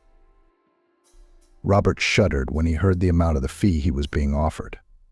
The director decided not to be stingy, not to save money on a debutante. The man thought that this amount could be enough for a small trip to the sea for the four of us. Soon summer vacations. The children could use such an opportunity. 2 weeks later, huge billboards were hung all over the city, on which Robert drank liquor with the lady of his heart. Her role in the photo was played by a young student of the theater school, pretty as a rosebud in her youthful charm. Both looked at each other with such love, holding shot glasses of chocolate liqueur, that there was no doubt. There it was, the cause of the romantic mood lurking at the bottom of the elegant vessels. Sales of the liquor increased dramatically. The director rubbed his hands and waited for the release of commercials. In them, the sweet couple also starred brilliantly. He was very pleased with the photo, talent, and unexpected ability of Robert not to look in the frame stiff. That's the kind of guy the camera loves. After the launch of the videos, Robert began to be recognized on the street, and the products of the factory began to be ordered to other regions. Women looked at the colorful picture and demanded that their men urgently try the magic drink. The fees of 2 random models increased many times over. In the office of the director, more and more often began to hear phone calls. Rising star, shown in a successful commercial, suddenly urgently needed and his colleagues. But he firmly kept the situation under control, took on the production of commercials advertising men's perfume, and then sportswear. Before, Robert faced a dilemma to stay to work as a loader at his native distillery, or to listen to the advice of the new boss and go into the advertising business. The scale was outweighed by a vacation. This time they were able to go on vacation, all 4 of them. Elizabeth and the children were over the moon. Robert even stopped paying attention to more and more often arising in his back pain until he did not disrupt another shooting. He went to the hospital with a severe attack of intervertebral hernia. Life apart from him flowed in its own way. Good they were now, as they call it, with money, could afford to undergo a medical examination in a private clinic. The doctor's conclusion this time was not so rosy. His work as a loader had done its job. His professional trauma had turned into a herniated disc. Robert had to spend a month in the clinic. Through the efforts of therapeutic exercise, drips, and skillful actions of the medical staff, doctors brought him back into action. Before discharge, they admonished him forget forever about heavy physical exertion, even medium, sharp movements of the body. Otherwise, next time you will find yourself right on the operating table. The verdict was final, not subject to appeal. The director met his favorite with open arms. The man no longer worked for him on the birds' rights of the model, which occasionally invited to revitalize some video. Unexpectedly, Robert once proposed an innovative technical idea, then the next. Now he not only starred in his at first seemingly fantastic developments based on the laws of applied physics, but also came up with more and more new solutions. After he was hospitalized, the company somehow drastically reduced its management, drew conclusions. It was time to offer their talented generator of ideas a solid place in the executive chair. In the active labors on the advertising field, Robert did not even notice how the whole 5 years flew by. Joan has already had time to finish school. There was another significant event from a clumsy teenager, resembling an ugly duckling. he suddenly turned into a copy of his father. Only his eyes were gray, huge, like Elizabeth's. History repeated itself. The guy was adored by all the classmates and girls from other schools, except that he didn't have his dad's stamina for attention from the female sex. He changed girlfriends like gloves, broke hearts carelessly, in passing, often forgetting the names and appearance of casual companions for one night. Robert and Elizabeth only had their heads in their hands. Joan heeded none of their exhortations. Preds. What do you know, honestly? I don't care how many girls I've had and how many more I'll have. They hang on me in bunches. Why should I deny myself the pleasure? I'm not going to go to school like you. I've already chosen the advertising department, which trains PR managers. I'll approach my dad's current business with more modern technology. But if I'm also invited to do a movie, it'll only be better. Fame will find its hero, or heroes. Joan wasn't your typical narcissist. At first he was shocked that so many members of the fair sex follow him in droves. He laughed I should take another shower. Is it in the maternity hospital? Or is it smeared for them he was bombarded in social networks with offers, and in real-life notes and invitations to parties and picnics, youth parties and nightclubs, or to his home? Times have changed, he told his parents. You're like mammoths. Your views on fidelity, no cheating, are outdated. Robert and Elizabeth did not push him too much, did not bring him up, did not hurry him to settle down, to meet his one and only woman. Let him go out for the time being. It's a young thing, they decided. They were now much more concerned about an unexpected problem that loomed on the horizon. Their daughter Catherine had just turned 15. It was time to think about her future profession. The girl's mind was filled with illusions and fantasies. She decided to become an actress and went to the theater club for the second year. Last week, a friend of the teacher who works as a choirmaster unexpectedly came to the class. She was interested in Catherine, who was performing a simple song from the play at the rehearsal. The woman was impressed by her voice and took her parents' contacts. Later she found Robert and Elizabeth, met with them, and was shocked by the news. Your girl has an extraordinary, rare vocal gift. I listened to her in detail after that chance meeting. It would be a crime if you didn't give her music and vocal training. Who knows? Maybe we're looking at a future great opera singer. Robert and Elizabeth stared at her. Yes, the choral specialist nodded. You heard right. Your daughter has a unique voice which now looks like a rough diamond that will become a magnificent diamond. But Catherine is already 15 years old, Elizabeth said thoughtfully. Isn't it too late for her to learn music and singing? The choirmaster smiled slyly. It's never too late to become a singer, or to learn anything at all. It's strange that you didn't notice that your daughter has such a beautiful voice. Yes, singing never really stood out in front of them. Robert tried to explain his ignorance. Only at matinees in kindergarten, and later her singing I will not remember. The girl saw her vocation in another, remembered herself in the theater, in the cinema as an actress, hastened to dispel his doubts. Woman. And the decision, of course, you. But if I were you, I would buy a piano without delay and devote all her free time to vocal lessons. I'll find the necessary specialists for such a gifted child. I look forward to your call. The piano for Catherine was bought the following week. It's expensive and very beautiful. It's beautiful to look at and play on. Robert personally supervised the loading and unloading of the instrument. He was afraid that the movers would do something wrong. On the platform of the third floor, it seemed to the man that the workers were about to drop their purchase. What's holding this enormous thing on its sides? It's awkward, unstable, he thought. Robert lunged forward, picked up the piano from the side so it wouldn't fall into the wrong hands, and immediately slid to the floor. His eyes went black with pain, and he could hardly move. The movers frightenedly surrounded the client. One of them rushed to the 5th floor to call Elizabeth. The ambulance arrived quickly. At the hospital, the doctors only shook their heads. Too rapid turn of the body, trying to pick up a heavy instrument, did their job.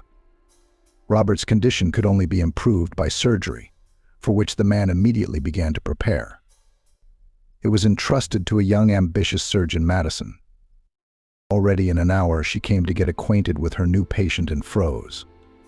He was so handsome. Madison, as is often the case in academic and career circles, had shown great promise since medical school. Her father was a brilliant surgeon, and her mother was an equally savvy operating gynecologist. The girl was already accustomed from childhood in the house to constant medical conversations and discussions. Other future as to join the family dynasty, for herself did not see. Personal life, at a rather pretty young woman, did not add up. Robert and Madison were a college couple who had married hastily, but soon divorced after a few carefree relationships. By the age of 30, Madison was left with a bad experience and a burning desire to make things right. She fell in love with Robert at first sight. He scheduled the surgery in 5 days. Madison went to work on her residency in confusion. She had a picture in front of her eyes, snow-white bedding, dark hair with barely visible sagebrush on the pillow, and startling blue eyes filled with pain. She'll make this man smile and forget his ailment. Or is she not a first-rate surgeon? And then there's his wife, Jacqueline, who's always getting underfoot. A gray mouse with big gray eyes. What could they possibly have in common? After all, they'd been living together for quite a while. The grown children came to visit their father. Madison grinned wryly. Can't push the wife away. I'm on night duty tomorrow. I'll take the bull by the horns as soon as my patient starts thinking and feeling better after the anesthetic. That day and the next seemed endless to her. She ran to Robert under any pretext, touched his forehead with a cool palm, listened to his lungs for some reason. The patient was indifferent to all her manipulations, reviving only when his wife appeared in the room. Nothing, my darling, Madison thought. You don't know yet what a surprise I've prepared for myself. By evening the next day, the surgical ward was nearly empty by evening. Elizabeth was going home too. There were some things to be done there. Robert's surgery was coming up soon. After it, she would be with him 24 hours a day for the first time. The children's meals have to be cooked, the house cleaned, the laundry done. Robert is feeling a little better so far. Now all that's left is to get through the surgery. Madison waited until Robert was alone. When all was quiet, she went to his room, where he was alone. The man was dozing uneasily. She snuck under the covers to the patient. The man flinched in surprise and stared at her with uncomprehending eyes. What's going on here? How did you get here? What do you want? Robert asked excitedly. Relax, Robert, his doctor whispered in his ear in a different voice. I like you a lot. Too much. But Robert felt only rejection, squeamishness, disgust. Are you crazy, Madison?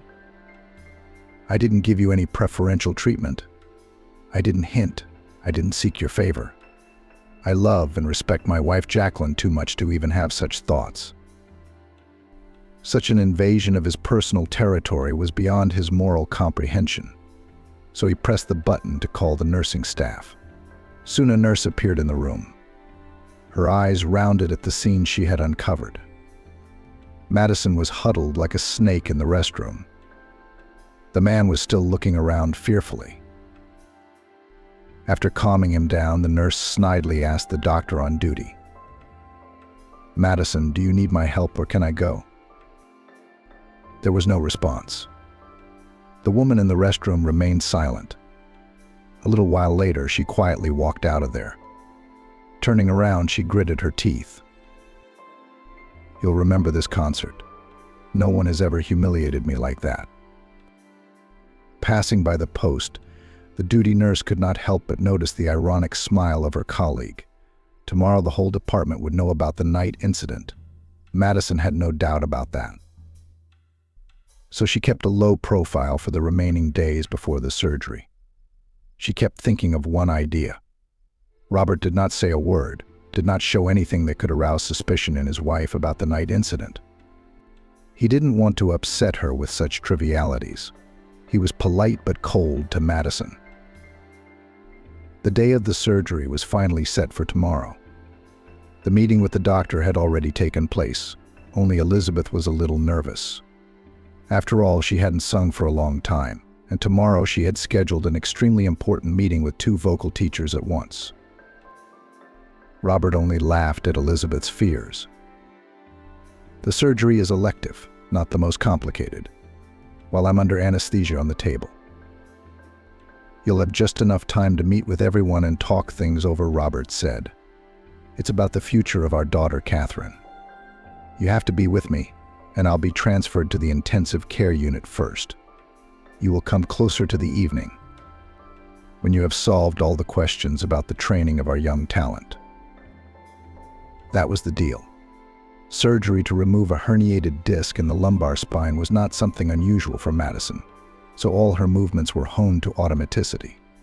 She was a surgical professional who knew exactly what she could and could not do.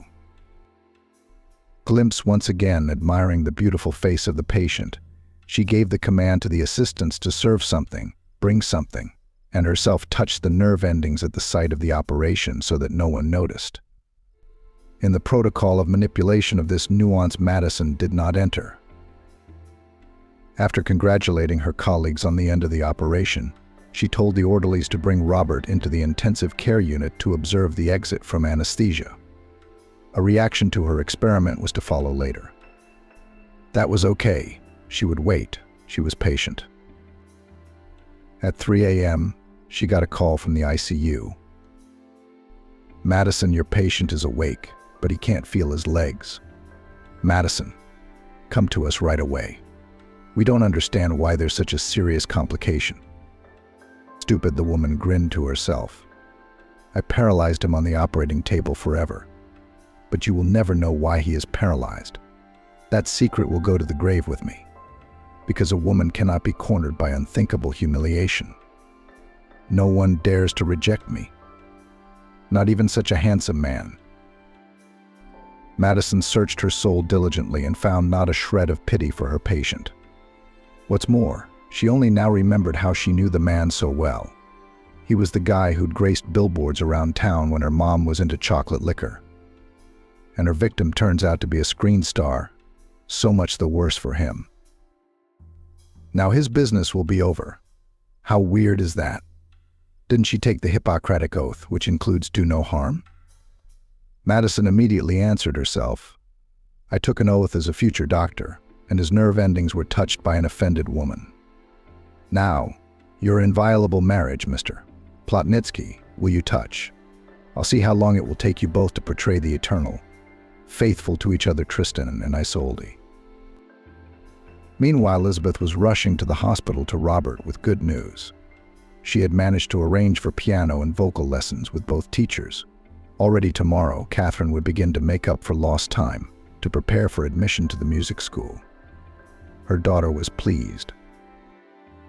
Joan was a parasite, he kept laughing. What a parasite. But it's going to happen.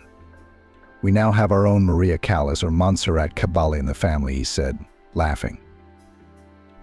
Then the 3 of them laughed contagiously, drank tea with scones and cherry jam, discussed that soon Robert would return, and life would go on as usual.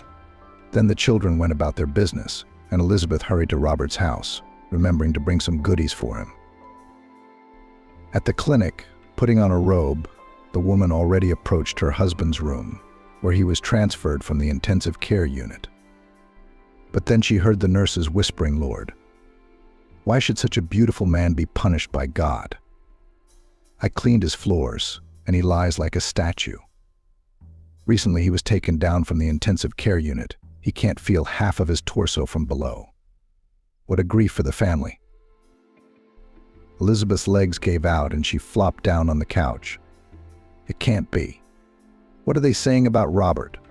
That there are no other handsome men in the hospital. He's the only one having surgery today. Her head rumbled, soothing thoughts.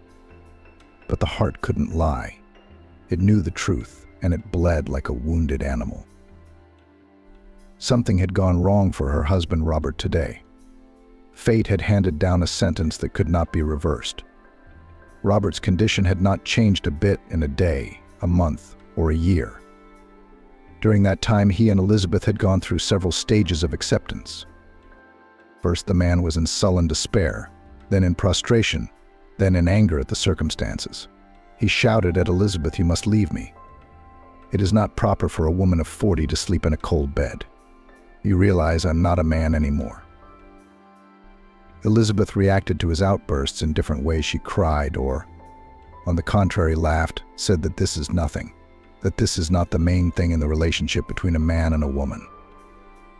She found new arguments for her husband. Robert, for a while, seemed to calm down. But inside he still did not agree with her, as it seemed to him, unnecessary devotion. He thought that she was burying her feminine nature, took on an impossible burden. He would surely figure out a way to free her from that heavy cross. Madison got off lightly at work. There was a meeting to analyze the actions of everyone involved in that unfortunate operation. Independent experts reviewed the entire protocol of the surgical procedure in detail. They found no medical errors. The patient's complications were attributed to his personal physiologic peculiarities. Madison continued to work in the department, even without a reprimand or reprimands in her file, as if nothing had happened. Only the nurse on duty that night, when the surgeon unusually visited Robert's room, suddenly decided to change her job. She found a position as head nurse on Madison's father's ward. Such a happy coincidence. The girl was smart, and she wouldn't talk about what she'd seen. Only Madison hinted that it was strange how everything with the patient turned out, at the right time in the right place. She didn't have a problem with it. All the more reason for her to feel like she'd overstayed her welcome in the ranks. A nurse with her experience would like to find a bigger position. The two women, Elizabeth and Jacqueline, understand each other and agree. Not long after the heated scandals and Robert's attempts to talk Elizabeth into a divorce, their home became suspiciously quiet and calm. The man was increasingly digging with some blueprints, inventing something. At work in an advertising company, given his early merits, such trouble was left for him. The place of a freelance technical development consultant was formalized on a remote mode and faithfully paid a small allowance called salary. Elizabeth was still working in her small firm, but as an economist. The salary was low, and her savvy helped. Back when Robert was in favor, smiling at everyone from every other billboard in town, she saved some money, put it in the bank for a long time at a fairly high interest rate. There was enough for bread and butter, and even sometimes their favorite blackcurrant jam. With entertainment, Catherine had to temper her appetite a little. But the children loved their father so much that they took it for granted, so there were no serious material worries in the family. After a couple of months of hard work, Robert asked Elizabeth to invite his colleague Michael to dinner. He explained that he and Michael have long had a warm friendship, so he wants to ask him to help with the launch of a new invention in the shooting of commercials. We had a good time. We recalled funny incidents from the life of the native company. Michael lamented that the face of the advertising kingdom could disappear from the screen, and then Long asked Robert to take one and another pose. He gave his resume later. "My profession as a cameraman taught me to shoot people in a variety of angles. You've become even more photogenic, Robert. There's something in your eyes. So now we have to base our commercials on your close-ups. It'll be an even bigger success, I guarantee it." Michael was not the least bit mistaken. Advertising office furniture, in which Robert filmed in a huge office improvised boss, the public was accepted by the hurrah. Respectable and dressed with needle, a very handsome man with intelligent eyes created the image of an ideal boss who wants to obey unconditionally. And no one needed to know how to shoot immobilized Robert, laying cushions in the high luxurious chair of a modern manager. After the first experience began to appear other orders. Former magnitude in them was not, but decent money for the family to earn quite well received. Robert, as before, came up with some interesting additions to the technical equipment of the situation in the frame. Everything together made their commercials in demand on the advertising market. Elizabeth breathed a little sigh of relief that her husband had abandoned his idea that they should get a divorce. At least he wasn't having any more unpleasant conversations on the subject. Robert was troubled by something else. After that dinner at their home, he noticed with what sympathy Michael is interested in his wife's affairs, secretly asking him how she is doing. Goes casually on the street when Elizabeth comes to pick up Robert from the shooting. A slightly wild plan was growing and solidifying in Robert's mind. He decided to let his wife go so she could live life to the fullest again. For the cause took zealously, and became even closer to the handsome cameraman, and began to often invite him to the house. On various far-fetched occasions encouraged his attention to his wife. A woman's heart is not a stone. Elizabeth, who had long been ignorant of other people's attention from cavaliers, was susceptible to Michael's behavior. He carried flowers, candy, and fruit to her every time, as if he were courting her. When was the last time she had a date in her life? Over 20 years ago, and now she was living in a cocoon of constant moral fatigue. No, she thought. I have not fallen out of love with my dear Robert. I have always been faithful to him. But sometimes one wants spring in one's soul so much. It is so hard to give up its blooming signs that promise joy. Robert at all these meetings between the three of them was as unperturbed as an iceberg. He pretended not to see that around him hovering love vibes from Michael, and Elizabeth is often embarrassed and does not know how to behave. Moreover, when the advertising company has a loud corporate party, he suddenly said he was sick, complaining of severe back pain. When Michael began to persuade Elizabeth not to miss such an interesting event, suddenly came to life, fussed, began to prove to his wife that she must have fun this evening. And then only supermarkets, pharmacies, nowhere to go. At the party, where for once Elizabeth dressed up in her best cocktail dresses, no one cared about her and Michael.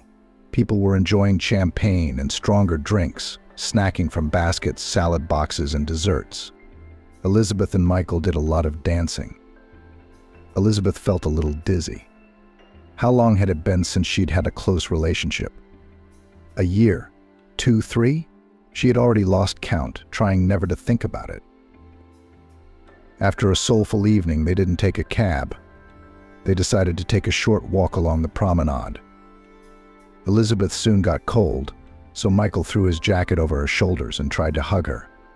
She rejected his attempt. This conversation is not working, Michael thought. I love you, Elizabeth. Suddenly, Michael took a firm step toward her. I realize I shouldn't be having this conversation with you. You're married, and Robert is my companion. From the outside, my confession seems mean to someone who is not quite healthy, but I can't help it. I am drawn to you with such force that I am losing my head. Elizabeth was embarrassed by his confession, but answered him honestly. The worst part of it all is that I like you too. I wouldn't call it love, but you touch some strings in my feminine soul. Michael looked hopefully into her eyes.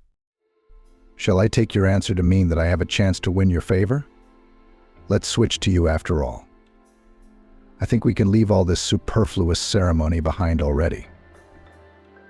Elizabeth answered slowly, as if considering something. We'll certainly transition to you easily. That's not the point, Elizabeth replied. You have to understand, Michael, Robert is my life, my only man, the father of my children, my soul and my heart. Right now, I may have the beginnings of a simple desire. I'm alive. But I'm not going to cheat on my husband.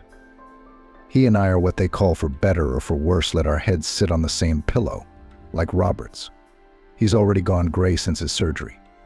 I'm not arguing with that either. I'm just covering up the gray that's coming in so he won't see it. Think about it. Do you want a woman like me? Is it worth loving me and wasting precious time of your life? Michael was more serious than ever. All remnants of the champagne he'd drunk at the party were gone. "I'll wait, Elizabeth. As long as it takes for you to realize how you really feel about me. I won't even remind you of that. But you should know that at any hour of the day or night, the doors of my bachelor pad are open to you. Let you not confuse that I am 7 years younger, that I have never been married, that having no experience in family life, I will learn everything quickly if next to me will be a woman like you." Then they were silent most of the time at home. Everyone was thinking about his own things. They didn't want to talk. Elizabeth didn't know what to do. Should she tell her husband that Michael had confessed his love to her, that he had promised to wait for her if she decided to leave Robert? She decided against it. She never said a word about that conversation. Michael decided otherwise. He decided to have a frank talk with Robert because he doesn't want to do anything behind his back. He considers it dishonest. He will ask his comrade to let his wife be happy and let her go to another man. That is, to him. Stalling for an explanation he would not. There was too much at stake for himself. He was not really an ardent bachelor, had on the male account of a womanizer dozens of short-lived novels, but his heart was silent. As a professional cameraman, he could spot beauty, distinguish artificial grimaces. He fell in love with Jennifer like an inexperienced boy. The imperfect figure of the not young girl excited him so much that after meeting Jennifer for a long time he could not calm the rapid pulse. She wasn't a fan of makeup. Her childishly naive gray eyes were without a single dab of mascara. He thought that was even better. He didn't see any flaws or imperfections in her, didn't notice what she was wearing today. All he cared about was her mood and her condition. Did she feel good? Was she not too tired? When they found themselves alone without her husband at the corporate ball, he felt like he was on a date with a woman for the first time in his life. Everything he'd had before her had been erased from his soul, from his memory. He was starting his life with a clean slate in matters of communication with the opposite sex. Only this way, not the other way around. The moment he pulled off his jacket and threw it over Jennifer's frozen back, he decided for himself that it was now or never, but he had to talk to her. He had an acquaintance who worked at the clinic where Robert had been operated on, so he knew the whole situation. His chosen one, his Jennifer, should be living life to the fullest. She's only a little over 40. It's a crime against her life. That's what fate had decreed. The conversation between Michael and Robert took place 3 days later. In the living room, two destinies, two contenders for happiness, in love and in love for many years, came together, a cripple and a healthy, strong man, a man who had lost all hope and a man who was very much hoping for happiness. They did not shirk. They were honest with each other to the end. "I love her more than life," Michael asked. "Let her go, she can still be happy." "I offered her a divorce when I found out about my diagnosis and future prospects," Robert explained. "She wouldn't leave. Let her decide for herself." They parted not as enemies, not as friends. Before they did, they called Elizabeth and told her that they had had such a difficult but honest conversation. She suddenly took offense. "I'm not a thing. Why are you dividing me behind my back and without telling me?" Elizabeth said. Michael replied that it was Robert's will. He explained that he didn't want to cause her any unnecessary pain. It was so confusing, so frightening. The circumstances proposed for the three of them were not impossible. They could even be called quite civilized. But that didn't make it any easier for their trio. No one yet understood what the decision of a woman who was loved by two worthy men would be. For several days, everything in Robert's house was as if no sharp, momentous proposals had come from Michael. The man himself had gone quiet somewhere, never showing his face. Elizabeth fiddled with the daily chores and paid even more attention to caring for her husband, but was mostly suspiciously silent. Joan's downfall. Another stormy affair, and yet another piece of news rocked them. He was offered to star in a commercial, also to be the face of the company, but a youthful one. He was bursting with pride. "I am also handsome and will soon appear on the first billboards in the city," he said. His father, having listened to his enthusiastic story about his first successes, cooled his ardor a little. "Son, beauty has two sides. My mother and I still turn a blind eye to the endless round dance of your girls. But at some point you'll have to stop, settle down, choose the one you want to live with for the rest of your life." Joan retorted, "Dad, you're talking like you're in the last century. Love is one woman for life. Do you believe in these fairy tales? Even though you and Mom have been together for more than 20 years, you have an ironclad certainty that it will always be like that." Robert shivered. He didn't have that certainty right now. He didn't know. What if Elizabeth still wanted to try a different kind of happiness? These thoughts were slowly making him mad. And yet, he loved her so much that he was willing to let her go. A woman shouldn't have to give up on herself. The atmosphere in the apartment was a little annoying to Catherine. She spent the whole day right after school disappeared at music lessons, and then at home sang romances, which she now passed with the teacher at the top of her voice. Lines from a gorgeous piece were now being sung, touching the notes of romance in her soul. Elizabeth was washing dishes in the kitchen and thought wistfully, "Everything feels like it's pushing me toward Michael. Or maybe I'm looking everywhere for signs, pointers." I sometimes shuddered at the memory of that evening. I couldn't lie to myself. The dilemma how to move on. After a conversation between the two men who love her, circumstances, as always, pushed her to the denouement. The video with her husband in the lead role took first place in a contest of advertising products. To receive the award had to be not anywhere, but in Chicago. That's where the competition was held, regional companies. With this news, Michael again appeared in their house, enthusiastic, handsome, with hope in his burning eyes.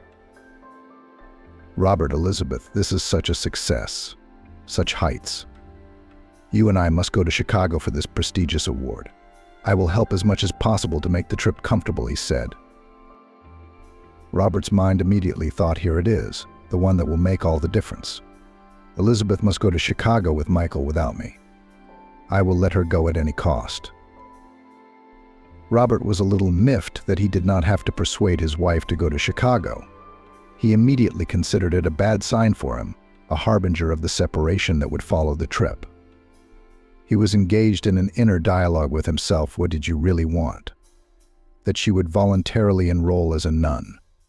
You haven't touched her in 3 years.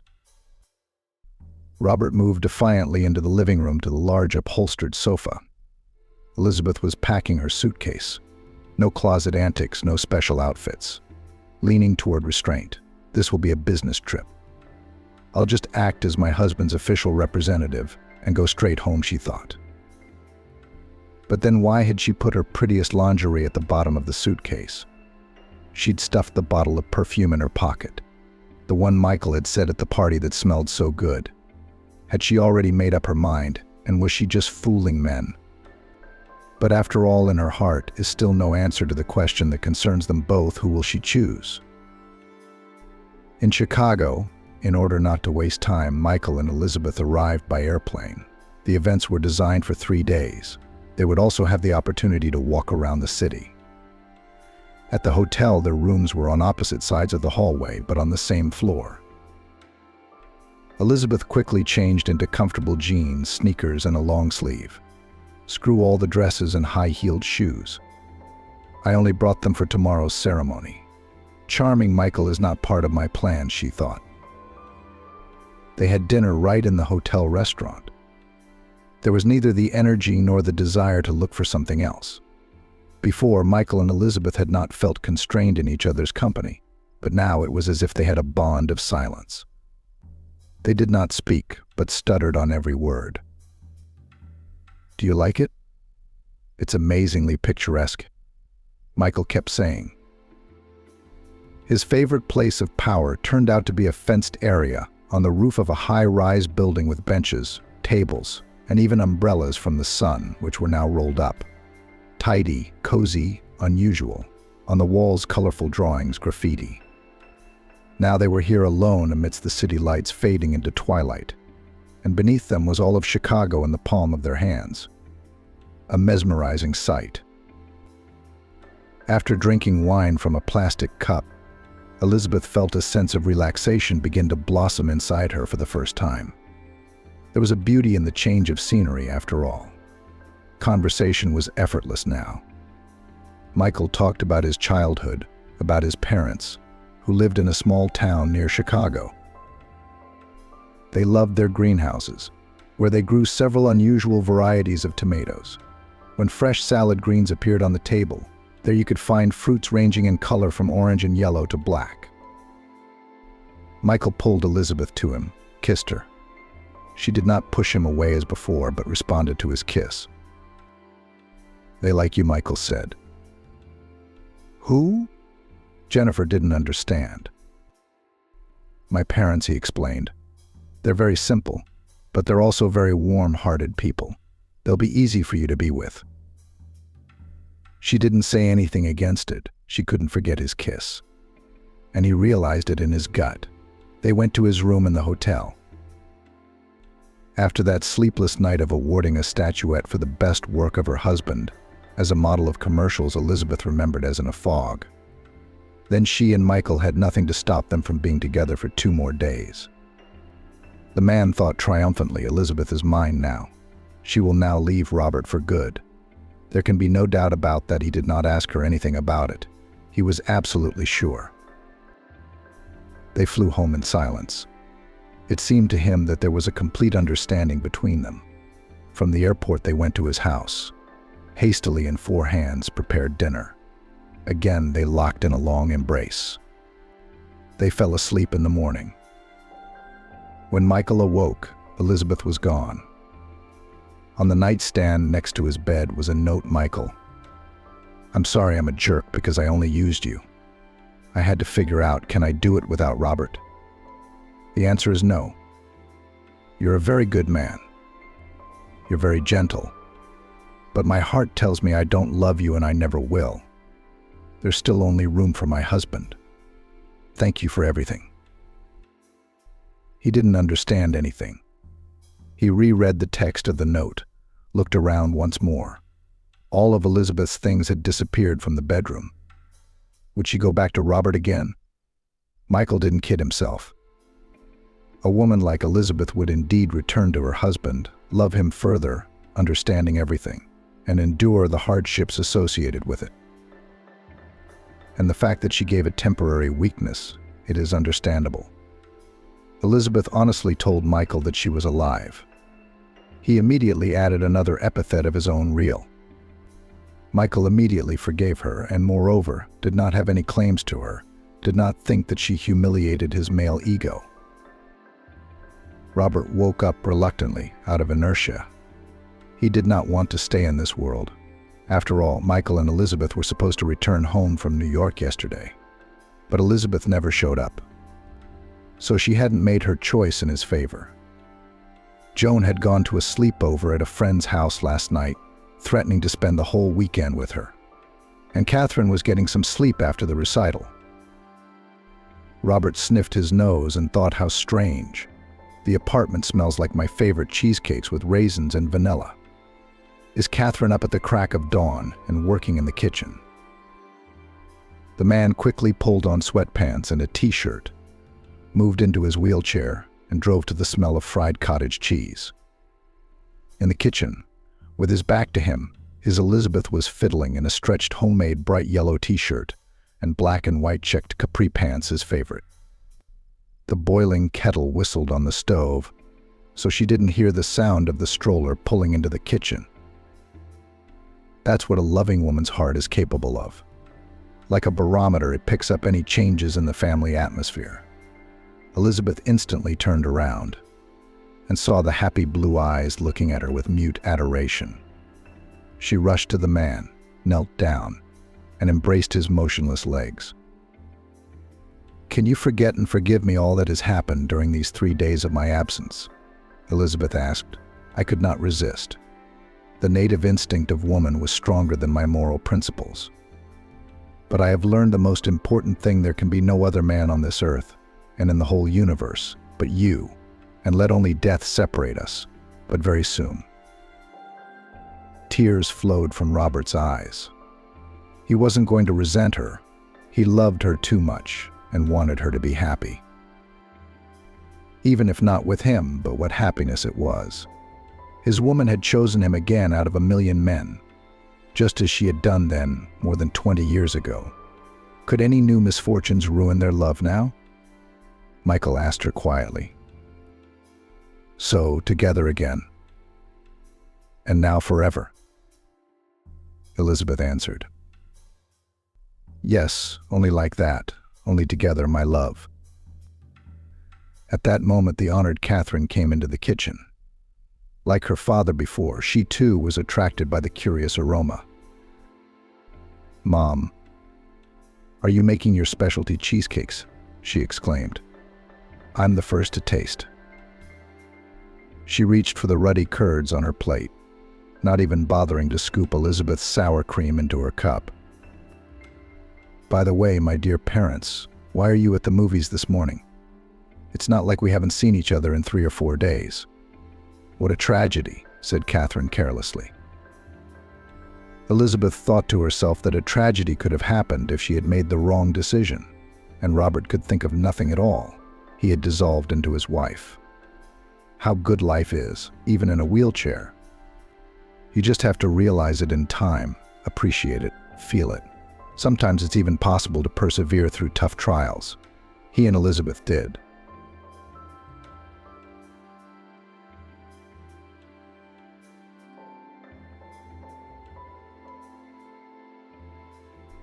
Vanessa was on her way to her mother Jessica's hospital.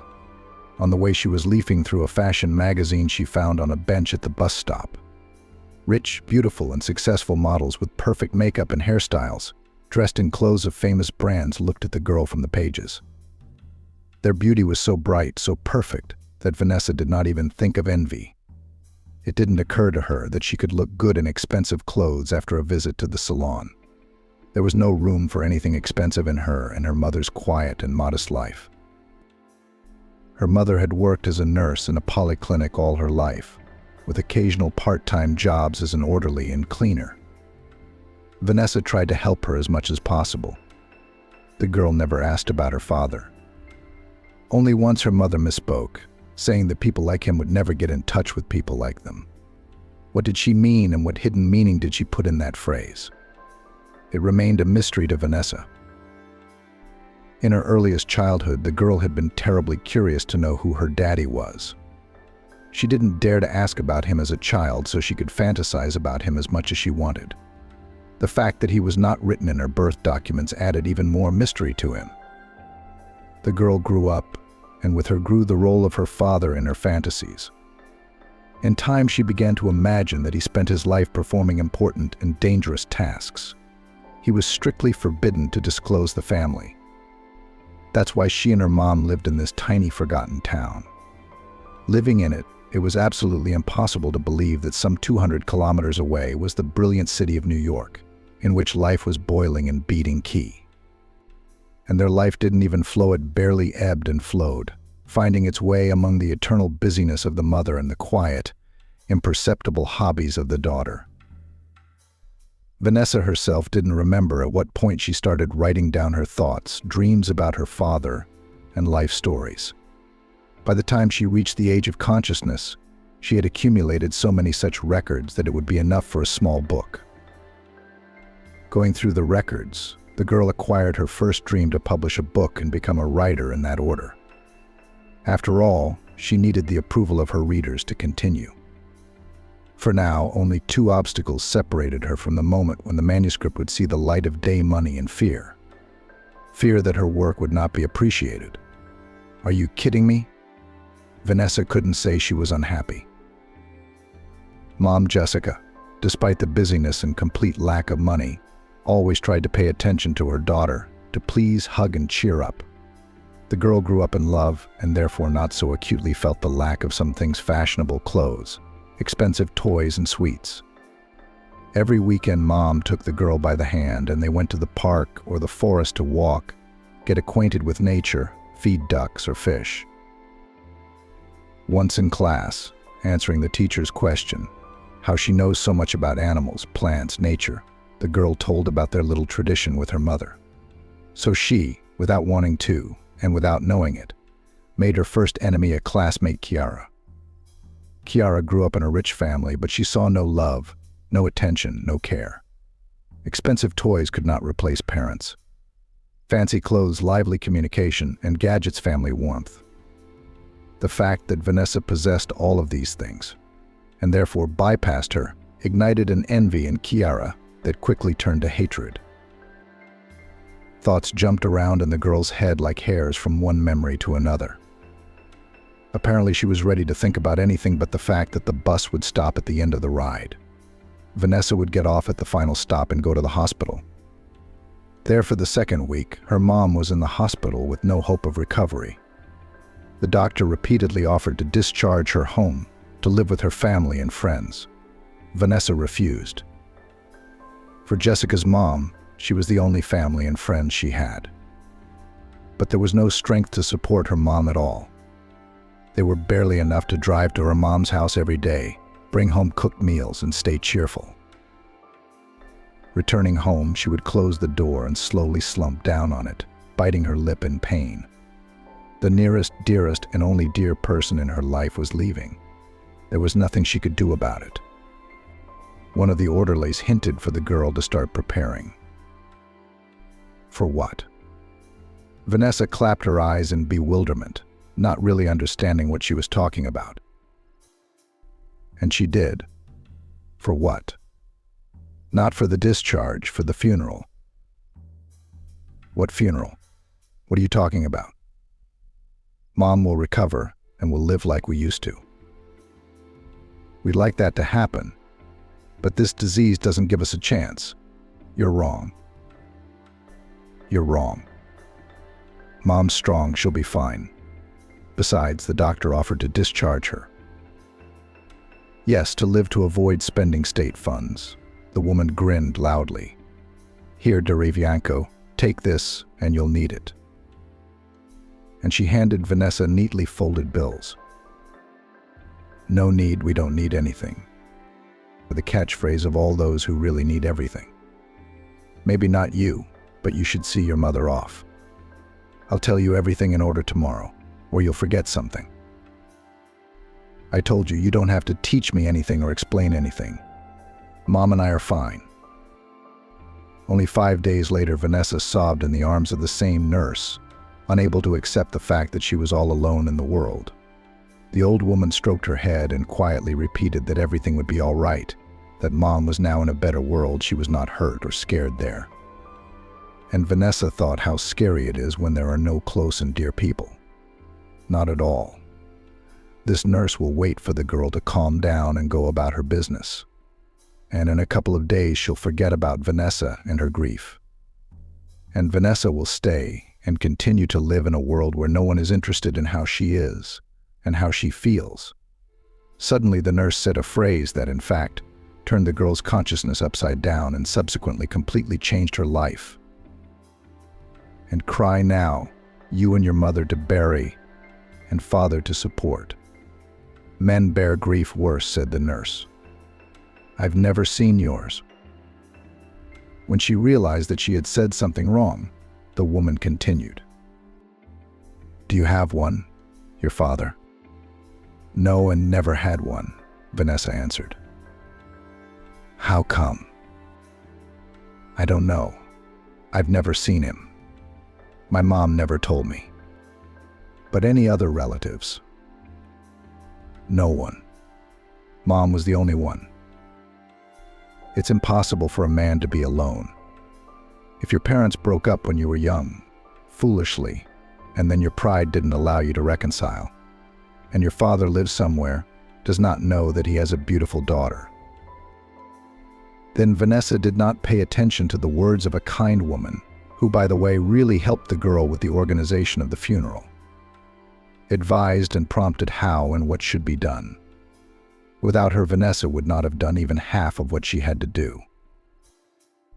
In the evening after the funeral, Vanessa remembered the nurse's words. Except to say search, and it's easy. And where to begin the search, thought the girl. Absolutely no idea. And she decided to start with taking apart her mother's archive, a massive old dresser filled with various useful and useless but memorable things. Several drawers were occupied by Vanessa's mother's document school, leaving certificates, diplomas, letters, and photos.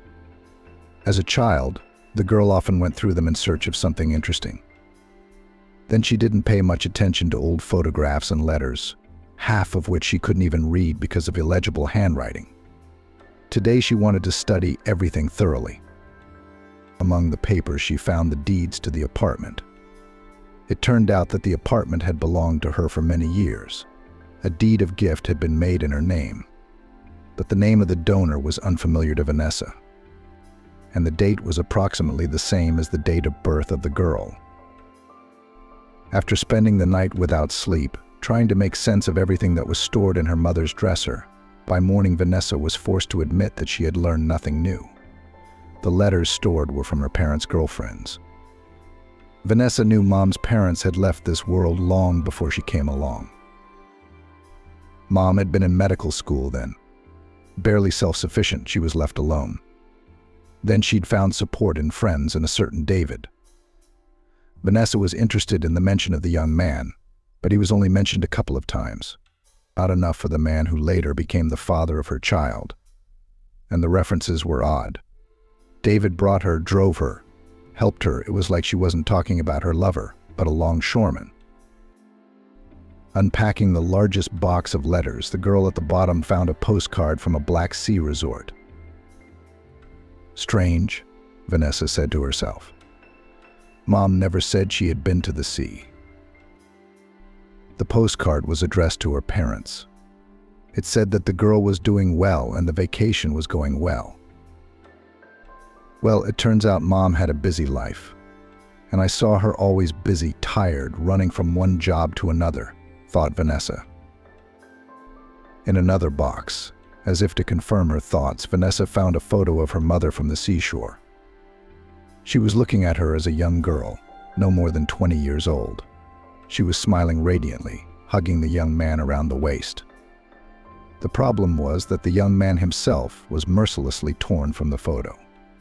Neither his face nor even his height could be determined. So interesting, Vanessa said. So Mom went on vacation with a certain young man, probably, most likely, my father. Apparently their relationship didn't work out with my mom. She threw his picture away and never told me anything. After rummaging through the rest of the papers, hoping to find the second part of the photo, Vanessa had to give up. Dawn was dawning outside the window. She began to drift off to sleep. In her dream, she saw her mother young and cheerful again. She was running along the edge of the sea and laughing. A young man was following her with big steps. He opened his arms, trying to catch the girl in his arms, but each time she managed to slip out of his reach. Vanessa tried to see the young man's face, but it kept dissolving in the glare of the sun. Vanessa awoke just before noon. The June sun was shining brightly outside the window.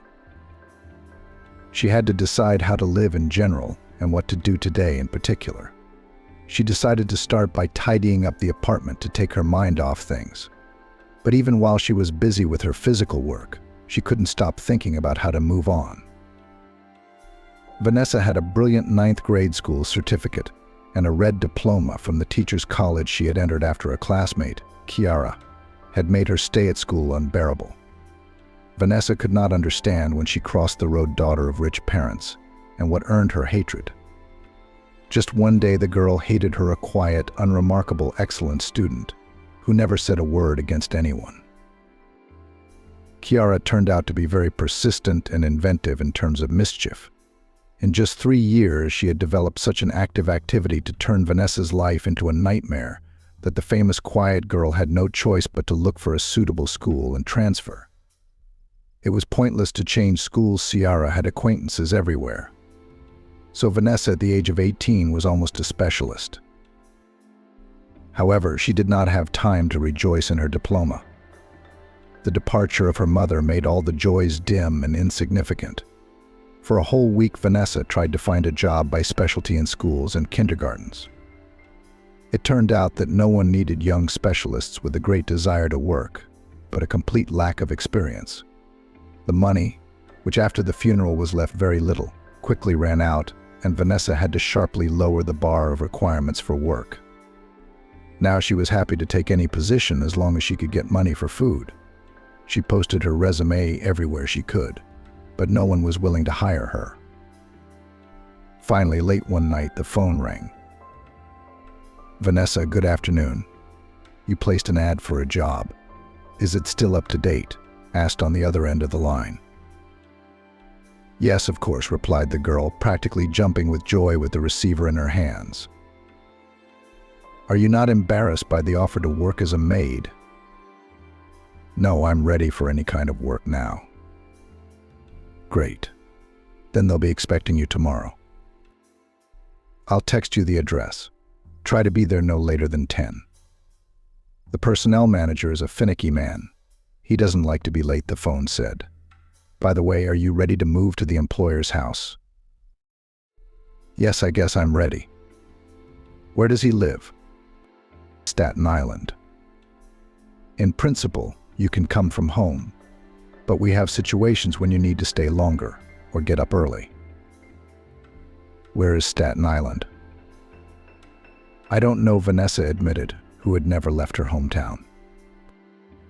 "Staten Island is a borough of New York City. That's the city you listed on your resume." Vanessa remembered that she had actually written that in a few sentences, not really hoping for a response. "I probably won't make it by 10 tomorrow. I live in another city." "Which one?" asked on the other end of the line. Having heard the answer, the interlocutor didn't seem to be surprised. "In the morning, you will take the train from your city. It leaves at 6, and you will be met at the station. If you are ready to work, pack everything you need at once." "What exactly would I need to be a maid?" Vanessa asked. Ahead, at least, the caller grinned and hung up. Vanessa sat down on the floor, puzzled. The offer was as unexpected and mysterious as possible. They were ready to send an automobile to the train for the maid. She was so surprised by this offer that she forgot to ask about salary and working conditions. And what was the point of these questions? After all, the girl had never worked. She did not even have a labor book. Besides, the money was enough only for a ticket.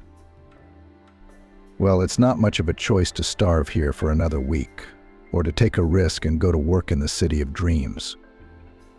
I think the decision is obvious. I'm going," the girl said to herself and went to pack her things.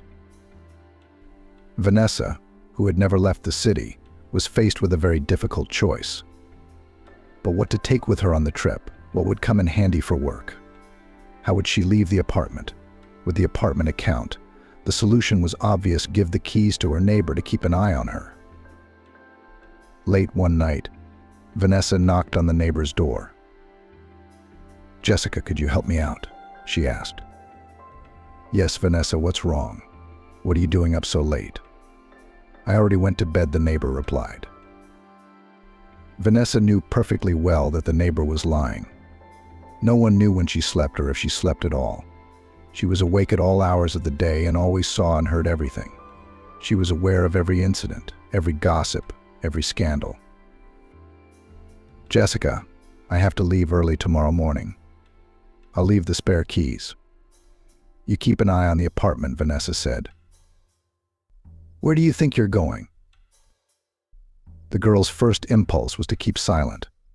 After all, tomorrow not only the whole entrance, but the whole city will know about her plans, if anyone in the city is even interested in her modest person. However, having judiciously reasoned that to go to an unknown place without warning anyone is definitely not worth it, she replied. "I'm going to New York to get a job. We couldn't find anything here. We need something to live on." "Are you going to look for your father?" the woman asked in a bizarre way. "Who?" "You know, my father. I thought he was from New York." "How do you even know about my father?" My mom never told me anything about him. There was nothing to tell. They didn't even get to know each other before she got pregnant and he ran away from her. How do you know that? We moved into this apartment when I was born. The woman hesitated. It was obvious that she was trying to find the words to answer. Well, people said that you were born to some important man. That's the apartment your mother was given. But your parents didn't have anything serious. I don't know anything else. Don't ask. You know me. I've got no bones in my mouth. What I would have known, I would have told you, the old woman said, as Vanessa prepared to ask more. I'm going to apply for a job as a maid in the house of some wealthy man. I'll write to you as soon as I'm settled. Of course you will. What if they take away your passport and take you where? To the border? Vanessa was surprised. You may be quiet, but you're a good-looking girl. Jessica, don't worry. They won't like someone like me. She shook her head. Well, you shouldn't be like that. Your mother, she was the same. All her life, Vanessa considered herself unworthy of relationships. Everyone was ashamed that she was raised by her mother without a husband. And the guys who were chasing her long ago, maybe they could have lifted her out of poverty. She'd be alive now. I feel sorry for Vanessa. The old woman really well treated the young, quiet neighbor, who alone tried to raise her daughter, Kiara. It was a shame that she, having lived such a hard life, had left this world so young. Vanessa's mom was barely over 40. However, she looked in recent years no less than 60. Classmates took her for Vanessa's grandmother, and only she saw her as a beauty. And here, perhaps also a neighbor. Having collected everything necessary, Vanessa packed a change of clothes, documents, and the rest of the money. The girl closed the apartment and went to the train station. There were only a couple hours left before the train. Staying alone in the apartment was becoming more and more difficult. A city station at any time of the day is quite a sight. Not for nothing they say that train stations have seen more sincere love than marriage palaces. Vanessa witnessed the real emotions of parting, meeting, friendship, and love. It's as if at the moment of the last meeting before the road or the first after the separation, people's soul opens a little wider, and only the most sincere emotions are the first to burst out of it. Later, when the moment passes, people become more reserved and reserved. When the train came to the platform, the girl turned around for the last time and looked at the city she had grown up in and was now leaving, without much regret. I must say, what, in fact, can these streets and houses mean if there is no one left in the city who is dear to your heart? It so happened that she had no school friends and girlfriends. Or rather, once they had been, but the incomprehensible war, which was declared to her by a classmate, made everyone turn away from her. For 3 years of this war, not only Vanessa and all the other guys could not understand why Kiara was so beaten up on her. The fact that a rich, fashionable girl could simply envy the quiet Vanessa didn't even cross anyone's mind. For some reason, it was at the moment of leaving town that Vanessa remembered her high school years. Probably so that she finally confirmed the correctness of the decision to leave the city and not return. Sitting in the station building, she decided that she would stay in New York, and if the maid job didn't work out, she would find another one. The main thing to get a foothold in the big city, and return to her native tiny town without the prospect of forever will have time. Having made up her mind, she entered the carriage, changed her clothes, and fell into a sound and healthy sleep for the first time in months. Shortly before arriving at the New York train station, her phone rang. "Vanessa, are you there?" "Yes, in half an hour." "Yes." "Great. There's a car waiting for you." The caller gave the license plate number and a parking spot. Sitting in the cabin, she looked around the city with amazement. It seemed that she was in a fairy tale. Beautiful old buildings, bridges, parks, as if descended from the illustrations of fashion magazines. And here, amidst all this splendor, she was to live. Vanessa didn't think at all about the work she had to do. She was not afraid of hard or dirty work. She realized that she could hardly expect anything more now. But one thing she knew for sure was that she was not leaving this city. From the busy streets, the driver turned into a picturesque area. Multi-story buildings were replaced by beautiful mansions. Vanessa didn't even try to imagine who could live in them and what kind of income they had. She heard that the driver called someone and asked which exit to take the girl to. After getting an answer, he drove into the gate of one of the mansions and parked the car. Vanessa sat in a small, cozy lobby, waiting for the personnel manager. He turned out to be a short man, slightly over 40, athletic and focused. "Vanessa, I'm the one who called you. Come on, I'll familiarize you with your duties, show you how everything works here." "Good afternoon. Thank you for inviting me to work and bringing me here. I'm so grateful. You'll thank me when you've worked here. You'll thank me when you've worked here. You may think it's a tough job. A lot of people can't handle it. But in fact, if you try hard enough, you can do it all. Do you have any cleaning skills? I hope so. I used to help my mom at work a lot." "What was Mom like?" "She was a nurse and a hospital nurse. I worked with her to make it easier for her. Mom doesn't work now. Mom died a little over 2 weeks ago." Vanessa didn't notice the man clenching his jaw, as if in pain, but continued talking. "I'm sorry for your loss. We have a somewhat specific cleaning service. As you can see, the interior is very expensive. So for now, your duties will include cleaning the back rooms, the staff rooms, assisting the kitchen staff, let's just say interning on the sidelines. There will be 4 other girls interning with you. Only 2 will stay on. We're not fully staffed yet, so you could be useful in other jobs." "Is there anyone living in the house?" "Not yet. The owner lived abroad for a long time. The house was completed only last year and just the other day finished repair, decoration, and design. So we are still recruiting staff. If you work and show diligence, you will have quite decent positions." "Wages. Are you happy with it, by the way?" "I don't know, you haven't told me. I don't know." The man stopped so abruptly that Vanessa ran into him. "So you left your hometown and came to an unfamiliar metropolis without even finding out the terms of cooperation?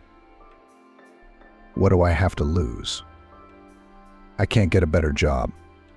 I can always come back and get a job as a cleaner or a saleswoman. What have I got to lose?" Yes, only at 18 you can think so recklessly. It seemed that the last phrase was addressed to myself. How much will I get? Based on the fact that you are a non-professional, inexperienced employee, plus you will live here and be provided with uniforms and food, about $50,000 a month. For the first month you will work without days off, the man warned when he saw the girl's face stretch after the sum was announced. Are you serious? For a maid's job plus food, lodging and clothing is a dream. I don't quite understand you. Are you against it? I'm all for it. Yes, we're ready to work weekends, but also without lunch and sleep. Yes, just leave me alone. So you're happy with the terms? Yes. Great. Here's your room being set up. I'll see you downstairs in an hour. There'll be a general briefing and staff introductions. I'll be alone in the room? Of course. This isn't a dormitory. The landlord has a very human attitude towards people, including the servants. Thank you very much. Vanessa pressed herself against the man in a grateful impulse and felt for a moment that he wanted to respond to the embrace, but held back. Maybe in a hug, too. I think it's unnecessary, the man began, but Vanessa didn't listen. Thank you again. I'll do my best. I hope to see you in an hour. The uniforms are in the closet. For the first few minutes, Vanessa couldn't believe her happiness. More demanding girls might have thought, How can anyone be excited about the prospect of being a maid? But to her, it was fabulous luck, and she didn't want to miss the opportunity. Half an hour later, she was ready and standing in the hallway, trying to remember how to get to the lobby where all the staff was supposed to gather. The corridor was empty. It was quiet outside the room doors. The girl regretted not looking around as she walked and completely forgot to ask for directions to the lobby. Finally, she managed to get to the stairs, going down into a spacious room. The employees were already starting to gather there. Several girls, apparently also maids, were already drinking, getting acquainted and chatting. Besides them were the cook, several of his assistants, the gardener, the guards, the head maid, and the driver, who had brought Vanessa. The girl was just about to approach the others to get acquainted. But at that moment, the man who was introducing her to the house walked in. Suddenly, she realized that she hadn't even asked his name. That's a really strange impression she made on him, without asking his name, or working conditions, or the size of his salary. But she packed up and drove from her hometown to huge New York. Good afternoon, colleagues. I'm Alan, the house manager. I'm going to introduce you to the house rules. Most of the information you've already received. In addition, each of you has a small handout in your room regarding your responsibilities. I suggest you study them, especially for those who have no experience. The house is new, and the owners will move in only in a month. During this time, you and I need to get used to it and learn to work together as a team. You'll find the daily schedule in the room. We'll start living by it tomorrow. Today, familiarization with the house, responsibilities. I warn at once, personal relations, violation of discipline, bad habits, the reason for dismissal without clarification. For all this, you will have a weekend in the house. You are obliged to behave with dignity. The master is a man strict, conservative. Living in the house, he will be with his spouse and son. Perhaps his son's sweetheart will live in the house. How old are they all? One of the maid girls asked. The master's name is David. He and his wife Addison are 45. His son Matthew is 23. His girlfriend Ciara is just over 18. If I'm not mistaken. Our host is the owner of a large gemstone mining and processing corporation. His wife is the owner of a jewelry manufacturing firm. His son has recently finished his studies in England and will help his father in his business. But for any questions, you should contact me. Try to keep contact with family members to a minimum. They are reserved people, and this many strangers is also very stressful for them. They will bring in a staff member to clean their private rooms and serve at the table. It's complicated, said one of the girls. If you are not satisfied with these complications, you can always tell me and we will find a replacement for you, the man said calmly. No, I'm fine with it. Vanessa listened and could not believe her own ears. How far this world was from the one she lived in. Vanessa spent half the day learning the rules and duties, the routines. She walked around the part of the house where she was to work. Vanessa got to know all the staff. She was in such a confused state that she could not fully comprehend the amount of change that had taken place in her life. Perhaps it is only when you are young that you can be so carefree to enjoy everything and change your life so easily. From the next day, her labor career began. Accustomed to labor, the girl did not experience special difficulties, quickly performing the entire amount of work. It was for this that the other maids began to dislike her. The work, designed for the whole day, she performed in a few hours, not distracted by conversations. As a result, Alan began to grumble at the others, who were much less eager to work than Vanessa. By the end of the month, the entire staff had settled in, learned their duties, and established interpersonal relationships. Fortunately, fears of romance at work were completely unfounded. Almost all of the adult staff were married, and the maid girls were not interested in the single Alan, the driver, an unloved and withdrawn guy in his 30s. He was also to fulfill the duties of a security guard should the need arise. From one day to the next, the arrival of the family was awaited. Their rooms were ready the day before their arrival. Their assistant Chloe arrived to check on the final preparations. She appeared to be a stern and collected woman whose age was impossible to determine. She was equally likely to be in her 30s or 50s. One day, Vanessa decided to ask Alan a question that had been bothering her for a long time. "Alan, please tell me, why do you never call anyone by their middle name? Everyone, including yourself. Do you introduce only by first name?" "It's a habit we picked up while we were living in England.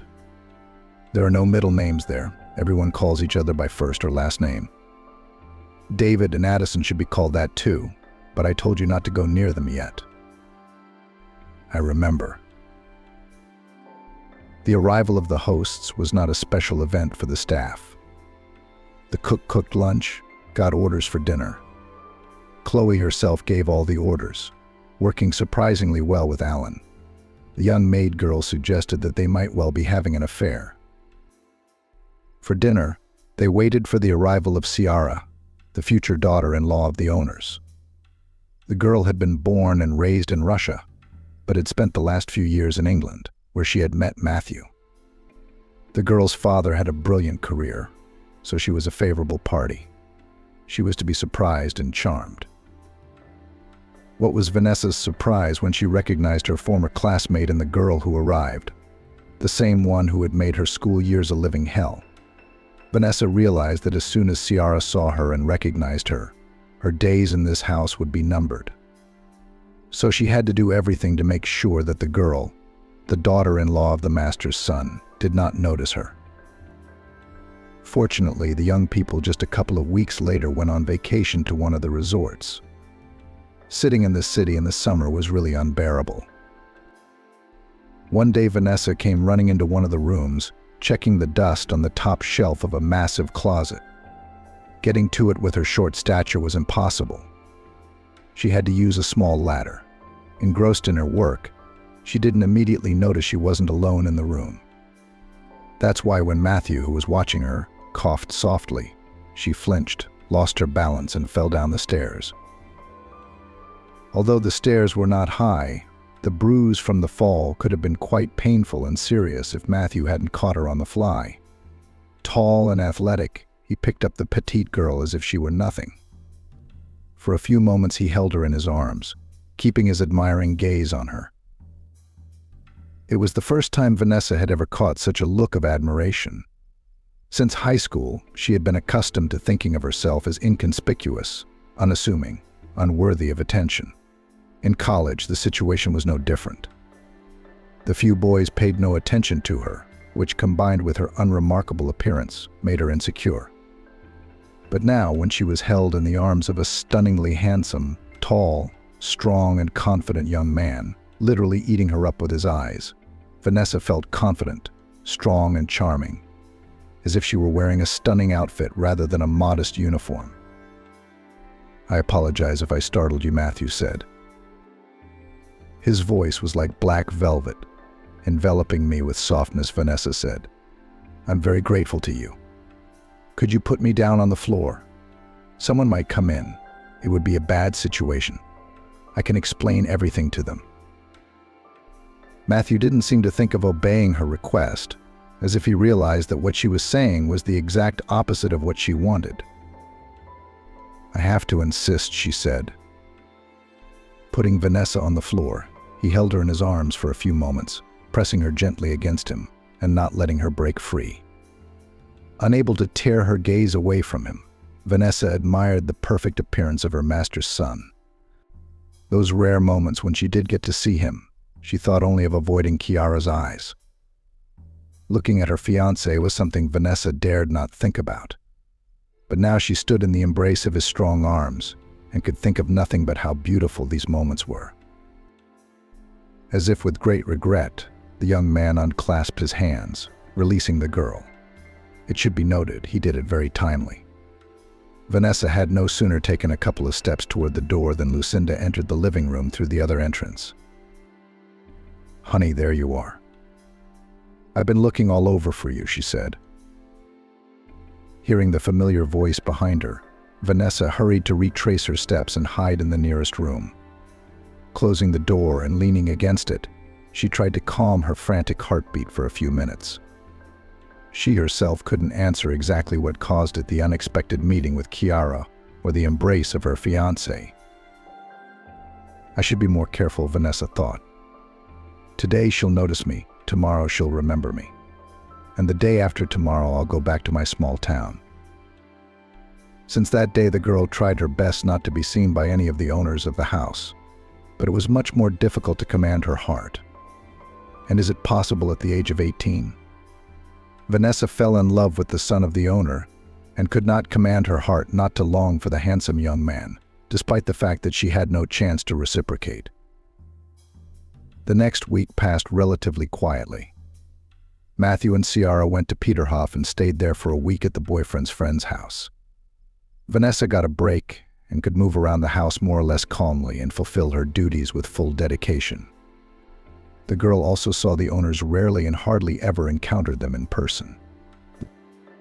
Alan, noting the responsibility of the staff, periodically made small changes in the staff or reassignment of duties. For example, Vanessa was assigned to clean the guest rooms and all those rooms where the owners were present. And although in this case the probability of crossing with them increased, the girl did not dare to disobey the manager. To avoid being accused of something terrible, Vanessa decided to tell Alan about what Chiara had done to her. What was the reason? The man asked after listening to her story. I don't know. As far as I could tell, the guys didn't know either. It was just something she didn't like. And then she found all sorts of reasons to hate me more and more. Well, she's gone now, so you can work in peace. Well, she's gone. Besides, they're getting married in the fall, and then they're going on a honeymoon, after which she'll start school. She won't have time for you. She probably doesn't remember you. How long has it been since you've seen her? A little over 3 years. At the mention of the upcoming wedding of her lover and former classmate, Vanessa's legs nearly gave out. She didn't think the happy event would happen so soon. Don't worry. It's good that you warned me. Don't worry. How come you were in the same class as her? Her dad was from the local government back then and wanted to show how close he was to the people, which didn't stop his daughter from showing us what dirt we are, basically. Yeah, tough luck for you. But why have I learned to ignore people like Ciara? Like your mom? The man's voice broke out involuntarily, but he didn't even seem to notice. How do you know what my mom was like? Vanessa was surprised. You told me. It was obvious that Alan was embarrassed and didn't know what to say. Maybe he said at last. The next day, Vanessa met the owner of the house for the first time. She was cleaning the table of photos, humming her mother's favorite song. At that moment, David entered the room. Jessica, he said involuntarily when he saw the girl. No, I'm Vanessa. I'm sorry, I didn't know you'd be home at this time. Alan told us to do the cleaning in your absence. That's okay. Go ahead and work. I won't interrupt you. You just remind me of someone I know. My mom's name was Jessica, too, David said unexpectedly. Vanessa continued working. At Alan's insistence, the staff tried not to engage in conversation with the owner. She didn't see the man's face change, as if he had seen a ghost in front of him. The next day, Alan told her that Chloe and the landlady were away on business, and in their absence she would be responsible for cleaning the owner's rooms. Why me? I thought I was only allowed to clean the hallways and the living room. It's David's personal order, Alan replied. It was obvious that he was not happy with this decision. Vanessa was not going to argue with her boss, so she went to clean David's room, assuming that he had already left for work. The huge apartment, furnished in classical style, decorated in gray pastel colors, reminded her of a trip to a museum. She spent a few minutes looking at the rich furnishings, which were different from what was in the rest of the house. That was why she did not immediately notice that her host had not left, but was sitting in a deep armchair by the window, apparently immersed in his thoughts. The girl's first impulse was to go out and return later. But at that moment the man raised his hand, in which he held an old photo from his seat. It was perfectly visible who was depicted on it. The black and white photo showed a happy couple standing, embraced on the seashore. The young man was David, only much younger by about 20 years. And the girl Vanessa recognized her mother.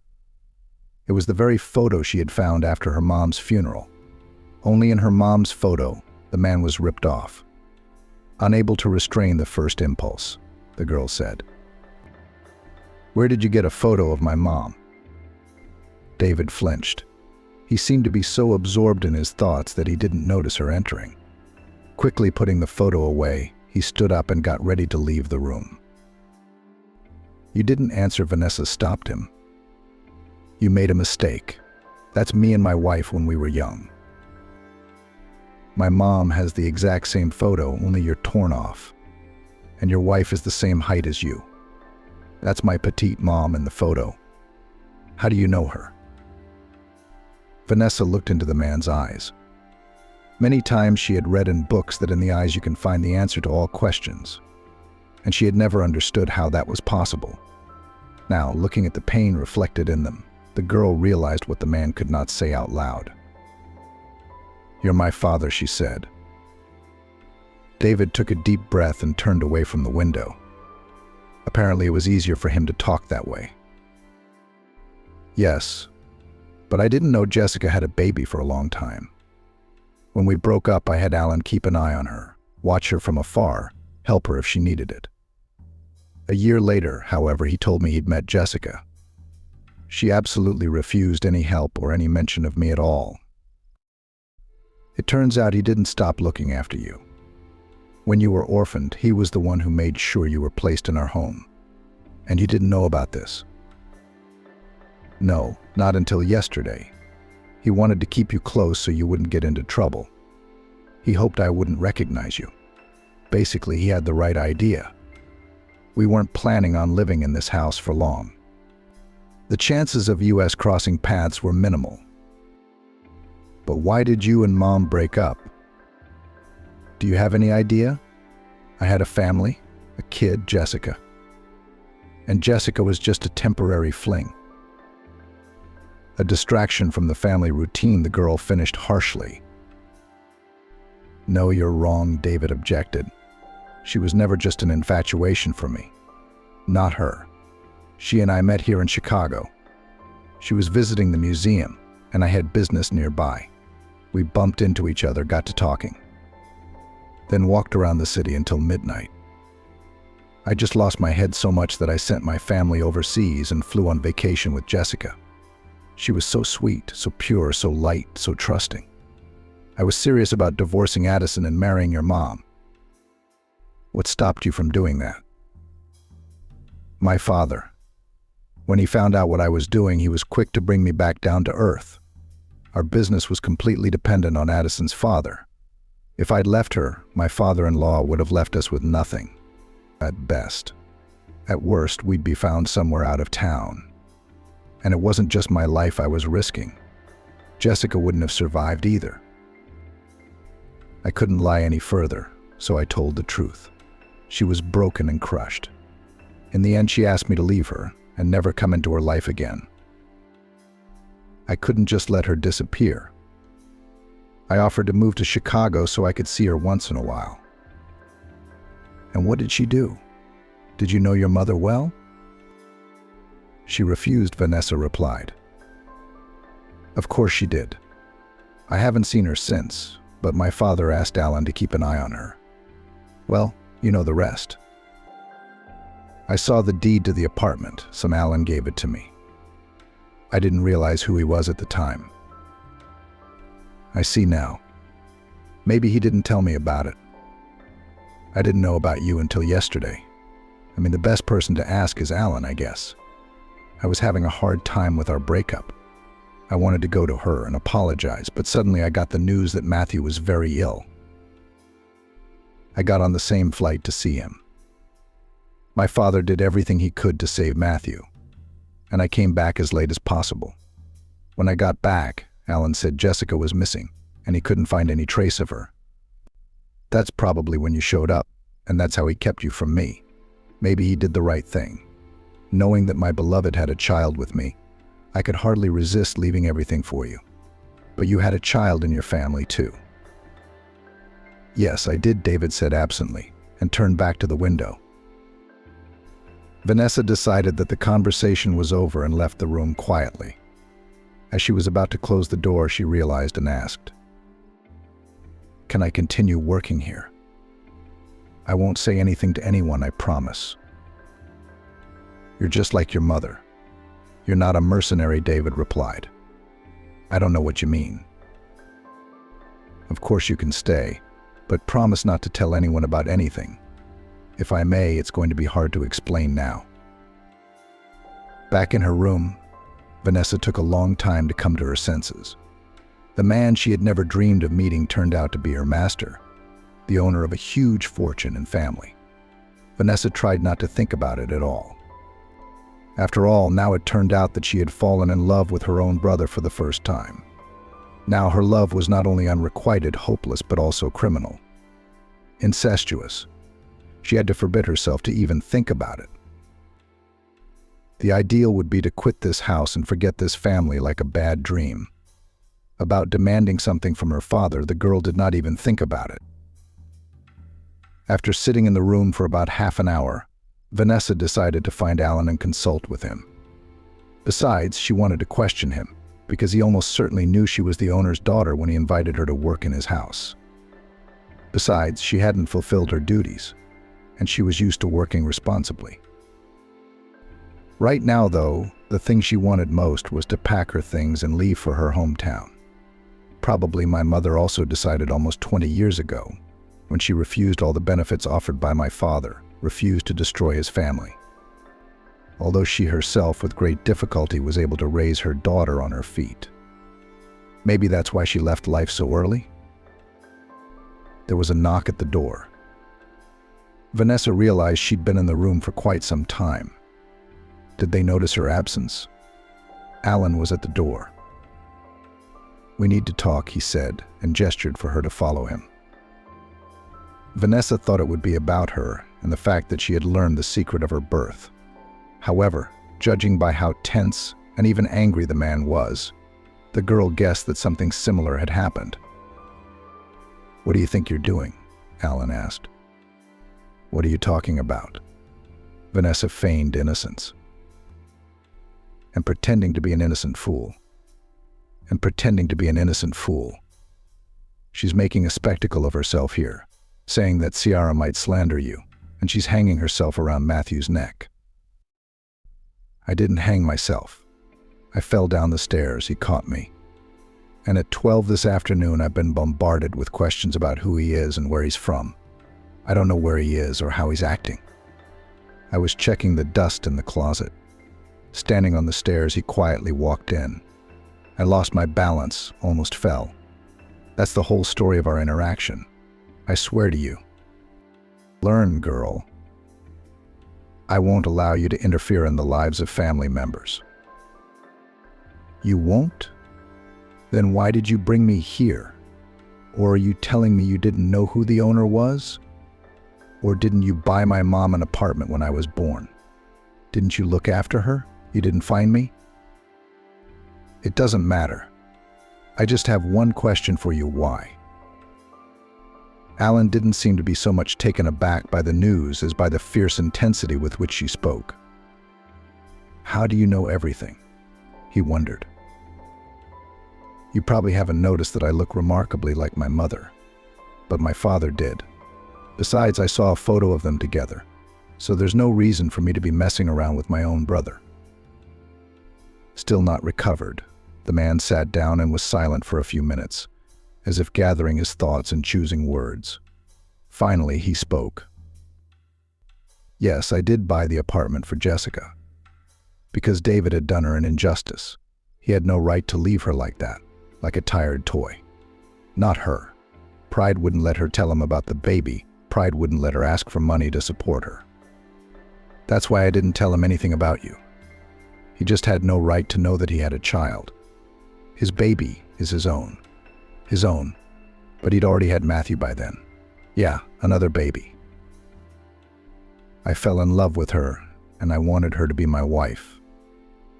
I'd raise you like a daughter, take care of you and mommy. But she loved your father and chose him again. Again. Don't you think there's too much you're leaving out? Vanessa asked. I don't need the whole truth. It doesn't concern me. Why did you bring me here? I wanted to keep you under supervision. I didn't think he'd recognize you. I didn't think he'd recognize you, that Matthew would be interested in you. You're just a child. You're not old enough to live on your own. That's why I found you, invited you to work here. I can't stay here anymore, Vanessa said. I'm sorry, but it's beyond me. Why not? What's stopping you? Did David ask you to do this? No, he asked me not to tell anyone yet. So stay here for now. I'll decide what's best. Okay. While Vanessa was thinking of an answer, Alan got a call. What? Where is he? Is he alive? What hospital is he in?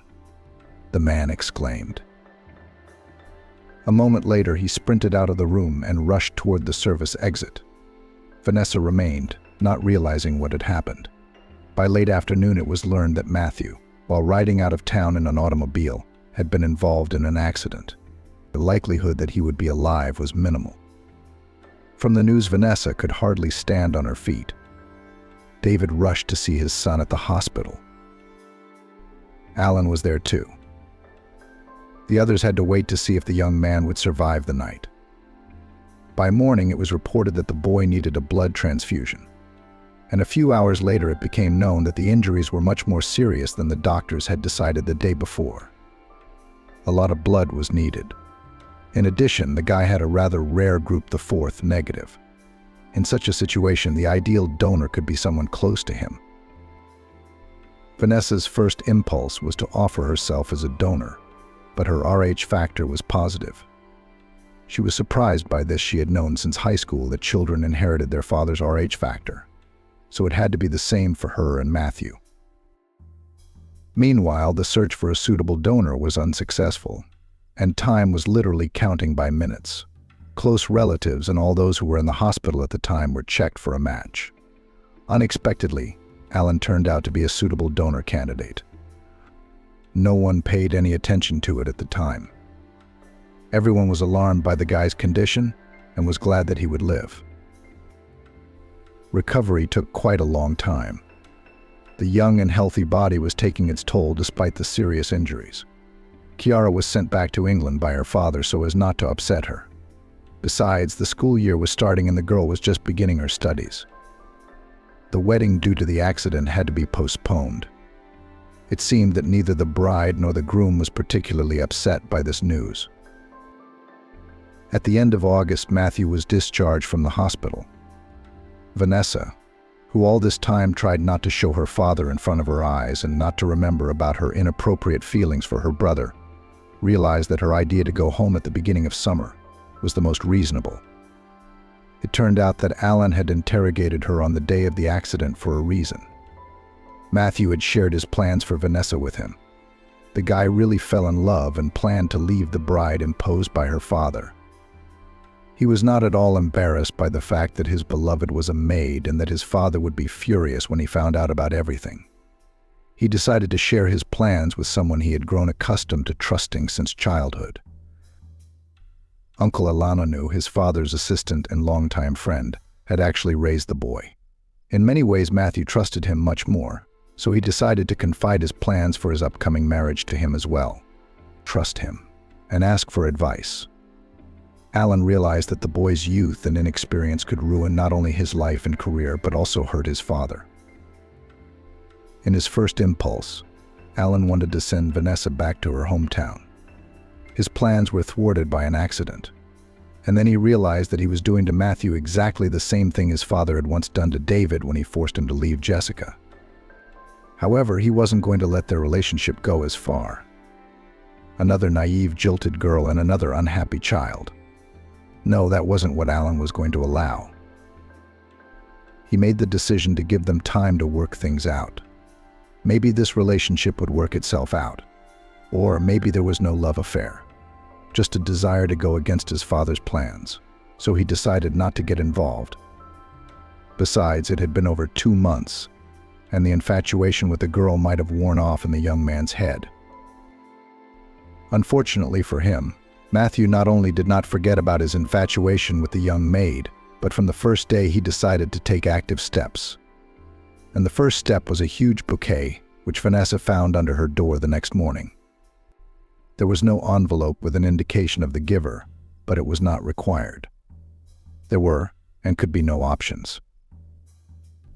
Vanessa decided to nip his advances in the bud. Entering the young man's room, she caught him warming up. After a month of forced bed rest and recovery from fractures, the guy decided to make up for lost time. His leg was still in a cast after a bad fracture, but he had already asked to have arm exercisers installed in the room. The moment Vanessa walked in, he was working out while listening to music through headphones. He couldn't hear her enter, and she froze, seeing him so perfect, so athletic. Apollo in a cast. Considering that she'd hardly had relationships or attention from guys before, she wanted to give in to his advances, if only for a short time, and then tell him everything, or silently disappear and live the rest of her life in happy memories. She must have been too deep in thought, because Matthew had noticed her presence and was saying something to her. I'm glad Vanessa seemed to have listened to the most important part of the conversation, considering how wide and happy the guy was smiling. I'm sorry, I was listening. What were you talking about? I was saying that I'm going to break up with her today and tell my dad. Tell him what? I guess I hit my head a little, Matthew joked. I couldn't help it, and I can hear you. I can't understand why you make decisions that affect me without asking my opinion. I thought you liked me too. There's a very, very, very big difference between liking you and running to the ends of the earth with you. But for example, you and I haven't met. I'm a maid. You're a millionaire's son.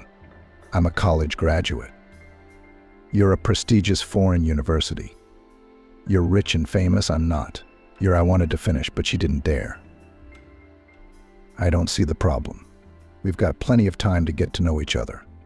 How old are you? 19 soon. Great. Plenty of time to get a decent education. It's not like I'm dragging you to the wedding on your doorstep like Ciara and I did. Let's just be around each other and get to know each other. I like you a lot, and I can't believe you don't feel the same way about me. With those words, Matthew reached out his arms to her and gently pulled her to him. She should have resisted, should have turned away, should have pulled away and pushed him away. Great came a familiar voice. I'm gone for a couple weeks, and he's already smirking. With some girl. A furious Ciara stood in the doorway, glaring at the couple. Ciara, what are you doing here? Matthew didn't seem bothered by the fact that he was kissing another girl in front of his fiancée. He didn't even open his arms, still holding Vanessa to his chest. The same ones you did. You're so shameless. Now let her go. I don't know who you're hugging. It would have been nice if she was a famous model. Stop, Ciara shouted, yanking Vanessa's arm away from Matthew. I can't believe it. The maid. What are you doing here anyway? You haven't changed a bit. You're still the same ugly gray mouse. Ciara, stop it. Matthew stood up for Vanessa, not surprised that the girls knew each other. What are you, silent? Did you choke on your tongue as usual? What brings you here? Are you trying to get back at me? You sneak into my fiancé's house and get into bed with him. Don't get your hopes up, you won't get him. Ciara, you're wrong, Vanessa tried to justify herself. I took a job in this house, not knowing that it would soon be yours. I came to Matthew's room to see if he needed anything cleaned or brought in, and I accidentally fell on his lips. And he asked me to help him up out of his chair. I did. Ciara finished. You've never been good at lying, but now you decided to try. Well, that's a ridiculous excuse to fall for. Anyway, she turned to her fiancé. It's going to stop today, or else, well, she knows it will be otherwise. With that, the girl left the room, slamming the door so that a painting fell from the wall. The glass shattered into several dozen pieces, one of which bounced off and hurt Matthew's hand. Damn, what a fury. He laughed, trying to pull the shard out of the wound. Let me help, Vanessa said on impulse. But after a couple of minutes, Vanessa regretted it, because she found herself pressed against the door. The young man, not waiting for her to object, kissed her. Her legs gave out and she would have fallen if he hadn't put his arms around her. Gathering her will in a fist, she managed to pull away and say, "Don't ever do that again." But you liked it, didn't you? The guy grinned and reached for her for another kiss. This time, Vanessa managed to dodge. "I have to clean this place up," she said, ducking out the door and trying to hide in her room as quickly as possible. After catching her breath, she went back to the kitchen, grabbed a dustpan and broom, and headed for Matthew's room. This time he was fully dressed and sitting in front of the TV. Calm down? Let's continue. I'm here to clean up the glass, Vanessa said. I hope you won't hurt your hand with anything else. Not anymore. But you didn't remove that shard from me either. If you behave like this, it'll stay in your hand, and you'll let it, Matthew said mockingly. And if it starts to get blood poisoning and I die without glory or honor? The young man's voice was enveloping and made him think of anything but work. No, I can't let David get blood poisoning, Vanessa said. No, you can't. He was the only one with the right blood. He's had a lot of it pumped out of him. That's right. That's the only thing worth living for. I'll appreciate him even more now. He's been my best and truest friend before, and now we're of the same blood. You were the same blood before. No one else had such a rare bloodline. Not even your parents, Vanessa blurted out. She was about to bite her tongue off for that last sentence, because Matthew clung to her like a bulldog. What's weird, your parents don't have a band like mine. I misspoke. And anyway, I have to go.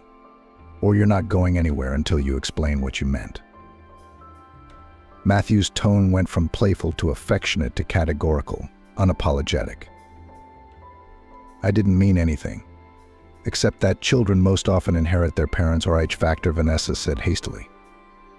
If I remember my biology course well, if a child has it negative, it means that he took it from his parents or one of them. So if my parents have it positive and I have it negative, I'm a foundling? No, why? Maybe your father's RH factor is positive. Usually children inherit it from their father. But I'm not sure, I don't know. We should go to the hospital, she suggested. The boy seemed to understand everything and began to reason out loud. Alan's father is an acquaintance from childhood. They were friends. Alan devoted his whole life to sports, and his father went into business. When he was able to make good money, he invited Alan to become a personal security guard. Gradually, he took on other responsibilities such as running the house. Always together, always there for each other. Never a quarrel.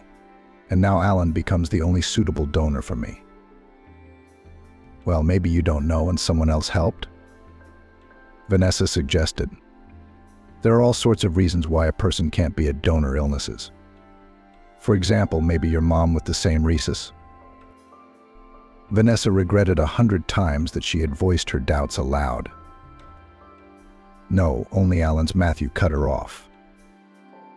He seemed oblivious to the fact that Vanessa was still in the room. He gestured toward the door, signaling that she should leave the room. He picked up the phone from the table and dialed a familiar number. You can come to my room. It's an emergency," the guy shouted after he heard an attempted objection. Going downstairs, Vanessa ran into Alan on the stairs, who was walking with quick steps towards Matthew's room. Finishing her business, the girl returned to her room and began packing. It was naive to believe that she was in a position to fight this. It had some incomprehensible magical power over her, making her lose her will and her mind. The consequences could be most unpredictable and terrible.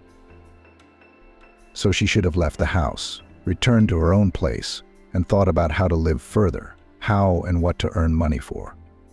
About demanding from her father financial help or his participation in her life. The girl did not even think about it. She wanted to forget this page of her life. No sooner had she packed her things than the phone rang. It was Alan. He asked her to come up to Matthew's room. His voice was calm but strange. "I told you not to go where you don't belong." Alan greeted her with those words as soon as she could enter. "Wait, don't scare her before she's ready. Maybe things can still work out very well." Matthew cheered up after talking to Alan, as if he had heard great news. "I don't understand what's going on," Vanessa said. "Alan, I wanted to ask you to pay me back. I can't stay here any longer. Of course you've made a mess, and you're in the bushes." "No, darling, you're not going to do it now." "No, dear, you're not going anywhere now," Alan grinned. Matthew tried to grab the girl's hand. The attempt, however, was unsuccessful, and he fell back onto the bed where he had been sitting. Vanessa instinctively rushed over to him for support. "I told you she loves me too," Matthew laughed, standing up easily and hugging the girl. I see that history is repeating itself again. And your father will not be happy about this news." Alan shook his head. "Not to mention your fiancée and her father." "My fiancée is in front of you," Matthew objected. "Will someone please explain to me what's even going on here?" Vanessa pulled out of Matthew's embrace. She looked from one to the other, trying to figure out what they were hiding. "Alan, tell me. She knows half of this terrible secret anyway. Besides, she thinks she's in love with her brother.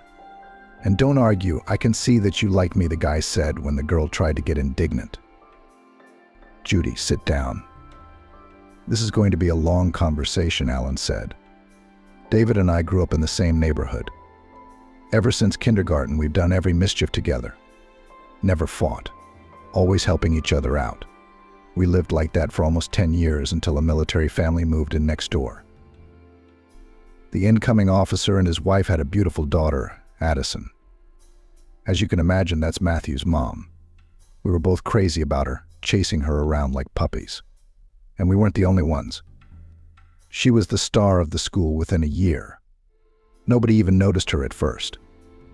And then we graduated and moved away. And we met at the New Year's Eve ball at school, not knowing what David had charmed her with. They had an affair. But I didn't want to give up either, even though I couldn't stand in the way of their happiness. So I finally confessed everything to her and gave her a choice." "She chose David?" Vanessa asked. "No, she did what a real woman would do. She stayed with one man and got pregnant by another," Matthew said angrily.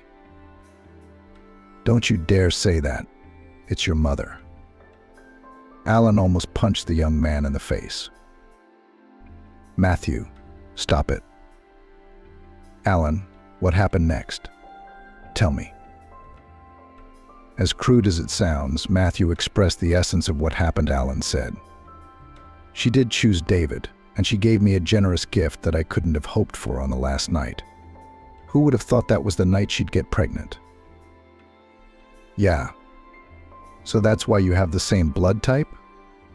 Vanessa guessed. "Yeah, I've suspected that for a long time," Matthew said. "I look a lot like you. The same habits. My father and I were always like strangers." "When did you find out that Addison's baby was your son?" "When she and David set a wedding date, I decided to leave. Stay out of the way. I signed a contract and joined the army. Came back almost 6 years after I was wounded. No family, no money. David found me and invited me to stay with him. The first time I saw Matthew, I knew he was my son. I don't know how the others didn't see it. That's around the time David met Jessica. I thought to myself, this is my chance. Jessica's gonna leave, and I'm gonna marry Addison. And we'll all be happy, Alan said. Yeah, happy, Matthew queried. Did you forget that in the world of money, no one's happy? Yeah, you're right. And Addison had made it clear to me that she didn't want me. To be honest, I'd grown cold to her during the separation. So I helped David cover up the whole Jessica thing. I bought her an apartment while I looked after her. You fell in love? Vanessa asked. You sure did. We even have the same taste in women. Only Jessica remained faithful to her first, and only love for the rest of her life. Yeah, Mom never looked at another man after that, Matthew confirmed. Well, it was a story that was gradually forgotten. David took his family abroad. I went with them. I lived in 2 countries. And when Jessica was gone, I decided to move Vanessa closer to me so I could keep an eye on her. Addison and his son decided to come back to America too, Vanessa guessed. And then you know the rest, my friends. I don't know how you fell in love, but this guy interrogated me today. I had to come clean. So you're Matthew's father? Vanessa asked. Does David know? No, I don't think so. Anyway, we've never talked about it. Yeah, it's a real passion, Vanessa shook her head. It's like a movie. It's better than that, Matthew grinned. Now, I don't know if my alleged father will send me away and bequeath all his millions to you. Matthew, stop it. It's not funny. That's not funny. It's only fair, really. And I won't have to marry you or your daughter. I mean, he doesn't need me to make family connections with his business partners. Hey, I'm a good sport about this. You're going to be a rich heiress, and I'm going to get you again. Then I'll have the money again. Matthew seemed to be enjoying the situation. I wouldn't be so happy if I were you, Vanessa said. I think we should keep it a secret. At least for now, Alan said. I mean, Dad, are you crazy? Where's the secrecy going to go from here? So for a quarter of a century, everyone was silent. And it's not like David hadn't guessed anything. I suggest we get everyone together at the family council and confess everything. Have a night of revelations, Matthew suggested. It turns out that both parents were dishonest, both cheated and both had children on the side. Yourself? Alan questioned. But in fact, I'm an illegitimate child too. I'm not sure everyone will be as thrilled, Vanessa replied. I'm sure we can't keep quiet, Matthew insisted. Let's do it this way. I'll tell David myself. And then we'll think about it. The 3 of them went about their business.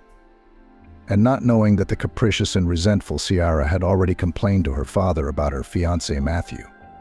The man had never been known for his gentle nature, being resentful and suspicious. The fact that his potential partner couldn't keep his son in line meant that he would be just as soft in business, and he didn't want to do business with such people. By the time Alan had persuaded Matthew and Vanessa to keep quiet and not tell anyone what they'd learned, Ciara's father had already ordered the withdrawal of his investments in all of David's projects. Breaking up the deals threatened to lose large sums of money. Not getting a clear answer from his subordinates, David went home in a frenzy to seek an answer from his son. And the first person he saw in Matthew's room was his newfound daughter Vanessa in his son's arms. How dare you? David screamed at Vanessa. Did you purposely show up to destroy my family? I will crush you to dust. And you, puppy, he said to Matthew, get dressed immediately and go to your fiancée. I don't care how, but you will beg her forgiveness. You'll restore the engagement. Her father will get his money back, invested in my business. and I'll deal with you later, he said to Vanessa. I wouldn't be in such a hurry, Matthew replied.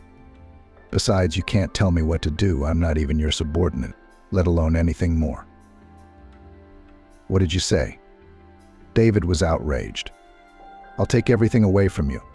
You'll forget what expensive cars and resorts look like, where you used to spend my money. I'm scared, Matthew replied calmly. I'm already educated. Thank you, I'm sure, but you can't take it away. But you can't take it away from me. I'll take care of the rest. You've never earned a penny in your life. You've never earned a penny in your life. Now you're showing a little attitude, David continued to shout. I'm a grown man. As soon as I'm in shape, I'll leave your apartment. What's the holdup? I can have the room today. I think it's rightfully yours for your child to occupy. Yes, Dad, Matthew said calmly. Or did you think that your little secret of having a daughter out of wedlock would remain a secret? David turned pale and sat back in his chair. He seemed suddenly short of breath. What makes you think that? He hissed. Oh, don't say that. I have the courage to confess. And bonus, you get one more little secret. But just in case you think I'm hugging my own sister, Matthew. What are you talking about? David shook his head. Yeah, so he didn't know. Well, Alan wanted to tell you, but I beat him to it. Tell me what? Dad, have you known this your whole life?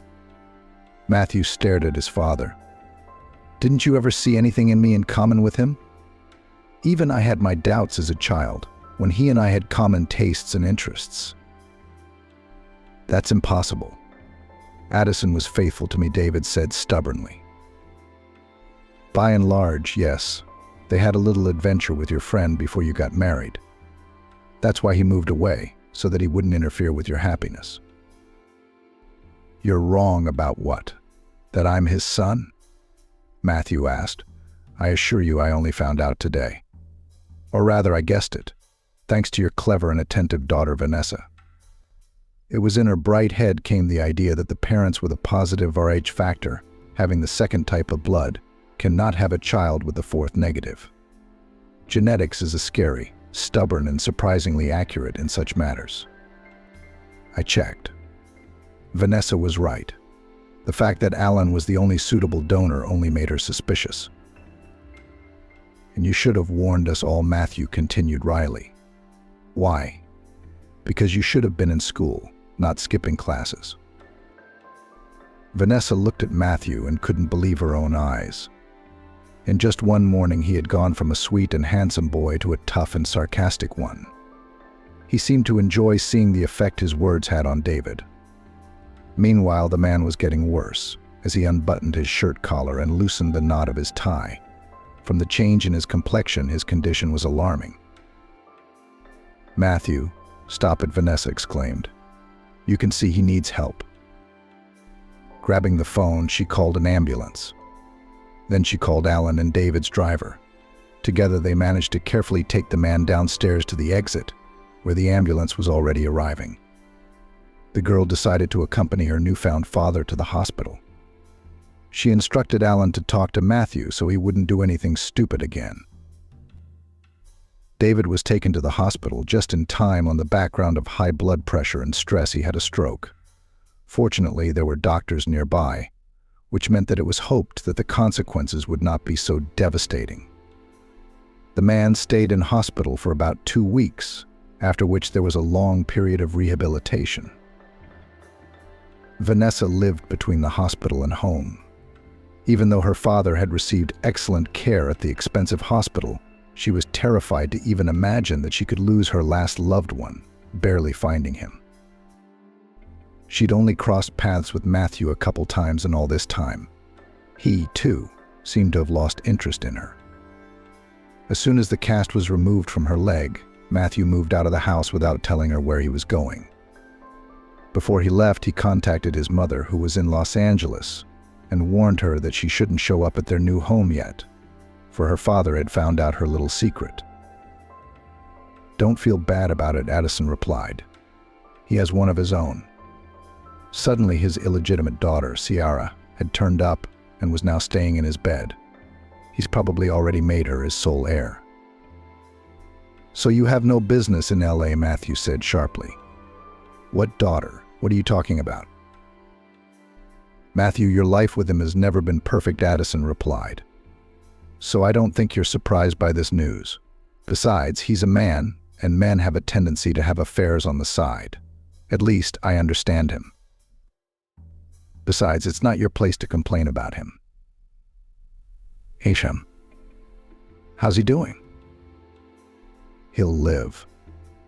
They got him to the hospital on time, and he's got the best doctors in the world."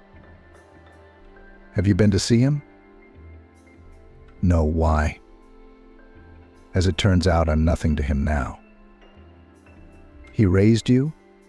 Even if you didn't know he wasn't your father, he put all his heart, soul, love, and a lot of money into you." "Is that what you're saying?" "That too. How can you be so callous?" "I'm not callous. I'm sober. There's no point in me staying there now, which is why I'm calling you so you don't accidentally show up. I'm on the next flight out. It's a shame your health and the lives of your family don't mean anything to you. I'm sorry. In spite of everything, your father and I have been together for over 20 years. It's up to you. Don't be surprised to find a new mistress at home. Let me handle this." The next day, the woman was in New York. She decided to come home later and went to the hospital right after the airport. Her husband's condition was indeed quite satisfactory. Still, a healthy and fairly young body was able to cope with such a test. In the corridor, Addison met Vanessa. Surprisingly, the girl seemed completely different from how her son had presented her. Even though they had a romantic relationship looming, David was resting after his treatments, so the woman decided to ask Vanessa about him. Vanessa talked about David's well-being and the doctor's prognosis. Somehow, imperceptibly, the conversation turned to who Vanessa really was. The girl told how she herself had found out that her master was her father, how Matthew had guessed that Alan was his father. In fact, they hadn't noticed how they had talked for hours, sitting in the quiet hospital cafe. After talking to the girl, Addison went to her husband's room and Vanessa went home. She was to give the order to prepare a room for the mistress. Lately, she had taken over the housekeeper's duties and was doing a fine job with them. Alan was away on a business trip. Addison came home in the evening and was pleasantly surprised to see that they had prepared for her arrival. She said that they had discussed things with her husband calmly without mutual complaints or recriminations. In the end, they came to the conclusion that they would keep the family together, because many years had passed since their transgressions. Matthew David promised to help with his own business, and Vanessa to send to study. Now it was their mutual children. Besides, Vanessa had no one else but them. Sometimes life presents us with serious tests of willpower, kindness, loyalty, humanity. It is important not only to deal with the problem, but also to understand and learn the lesson. And the most important thing is to remain human in any situation. Vanessa was lucky. Life compensated her for the most difficult loss with several new acquisitions: family, prospects, opportunities, study. And although no one and nothing could replace her mother, now she could rely on her father.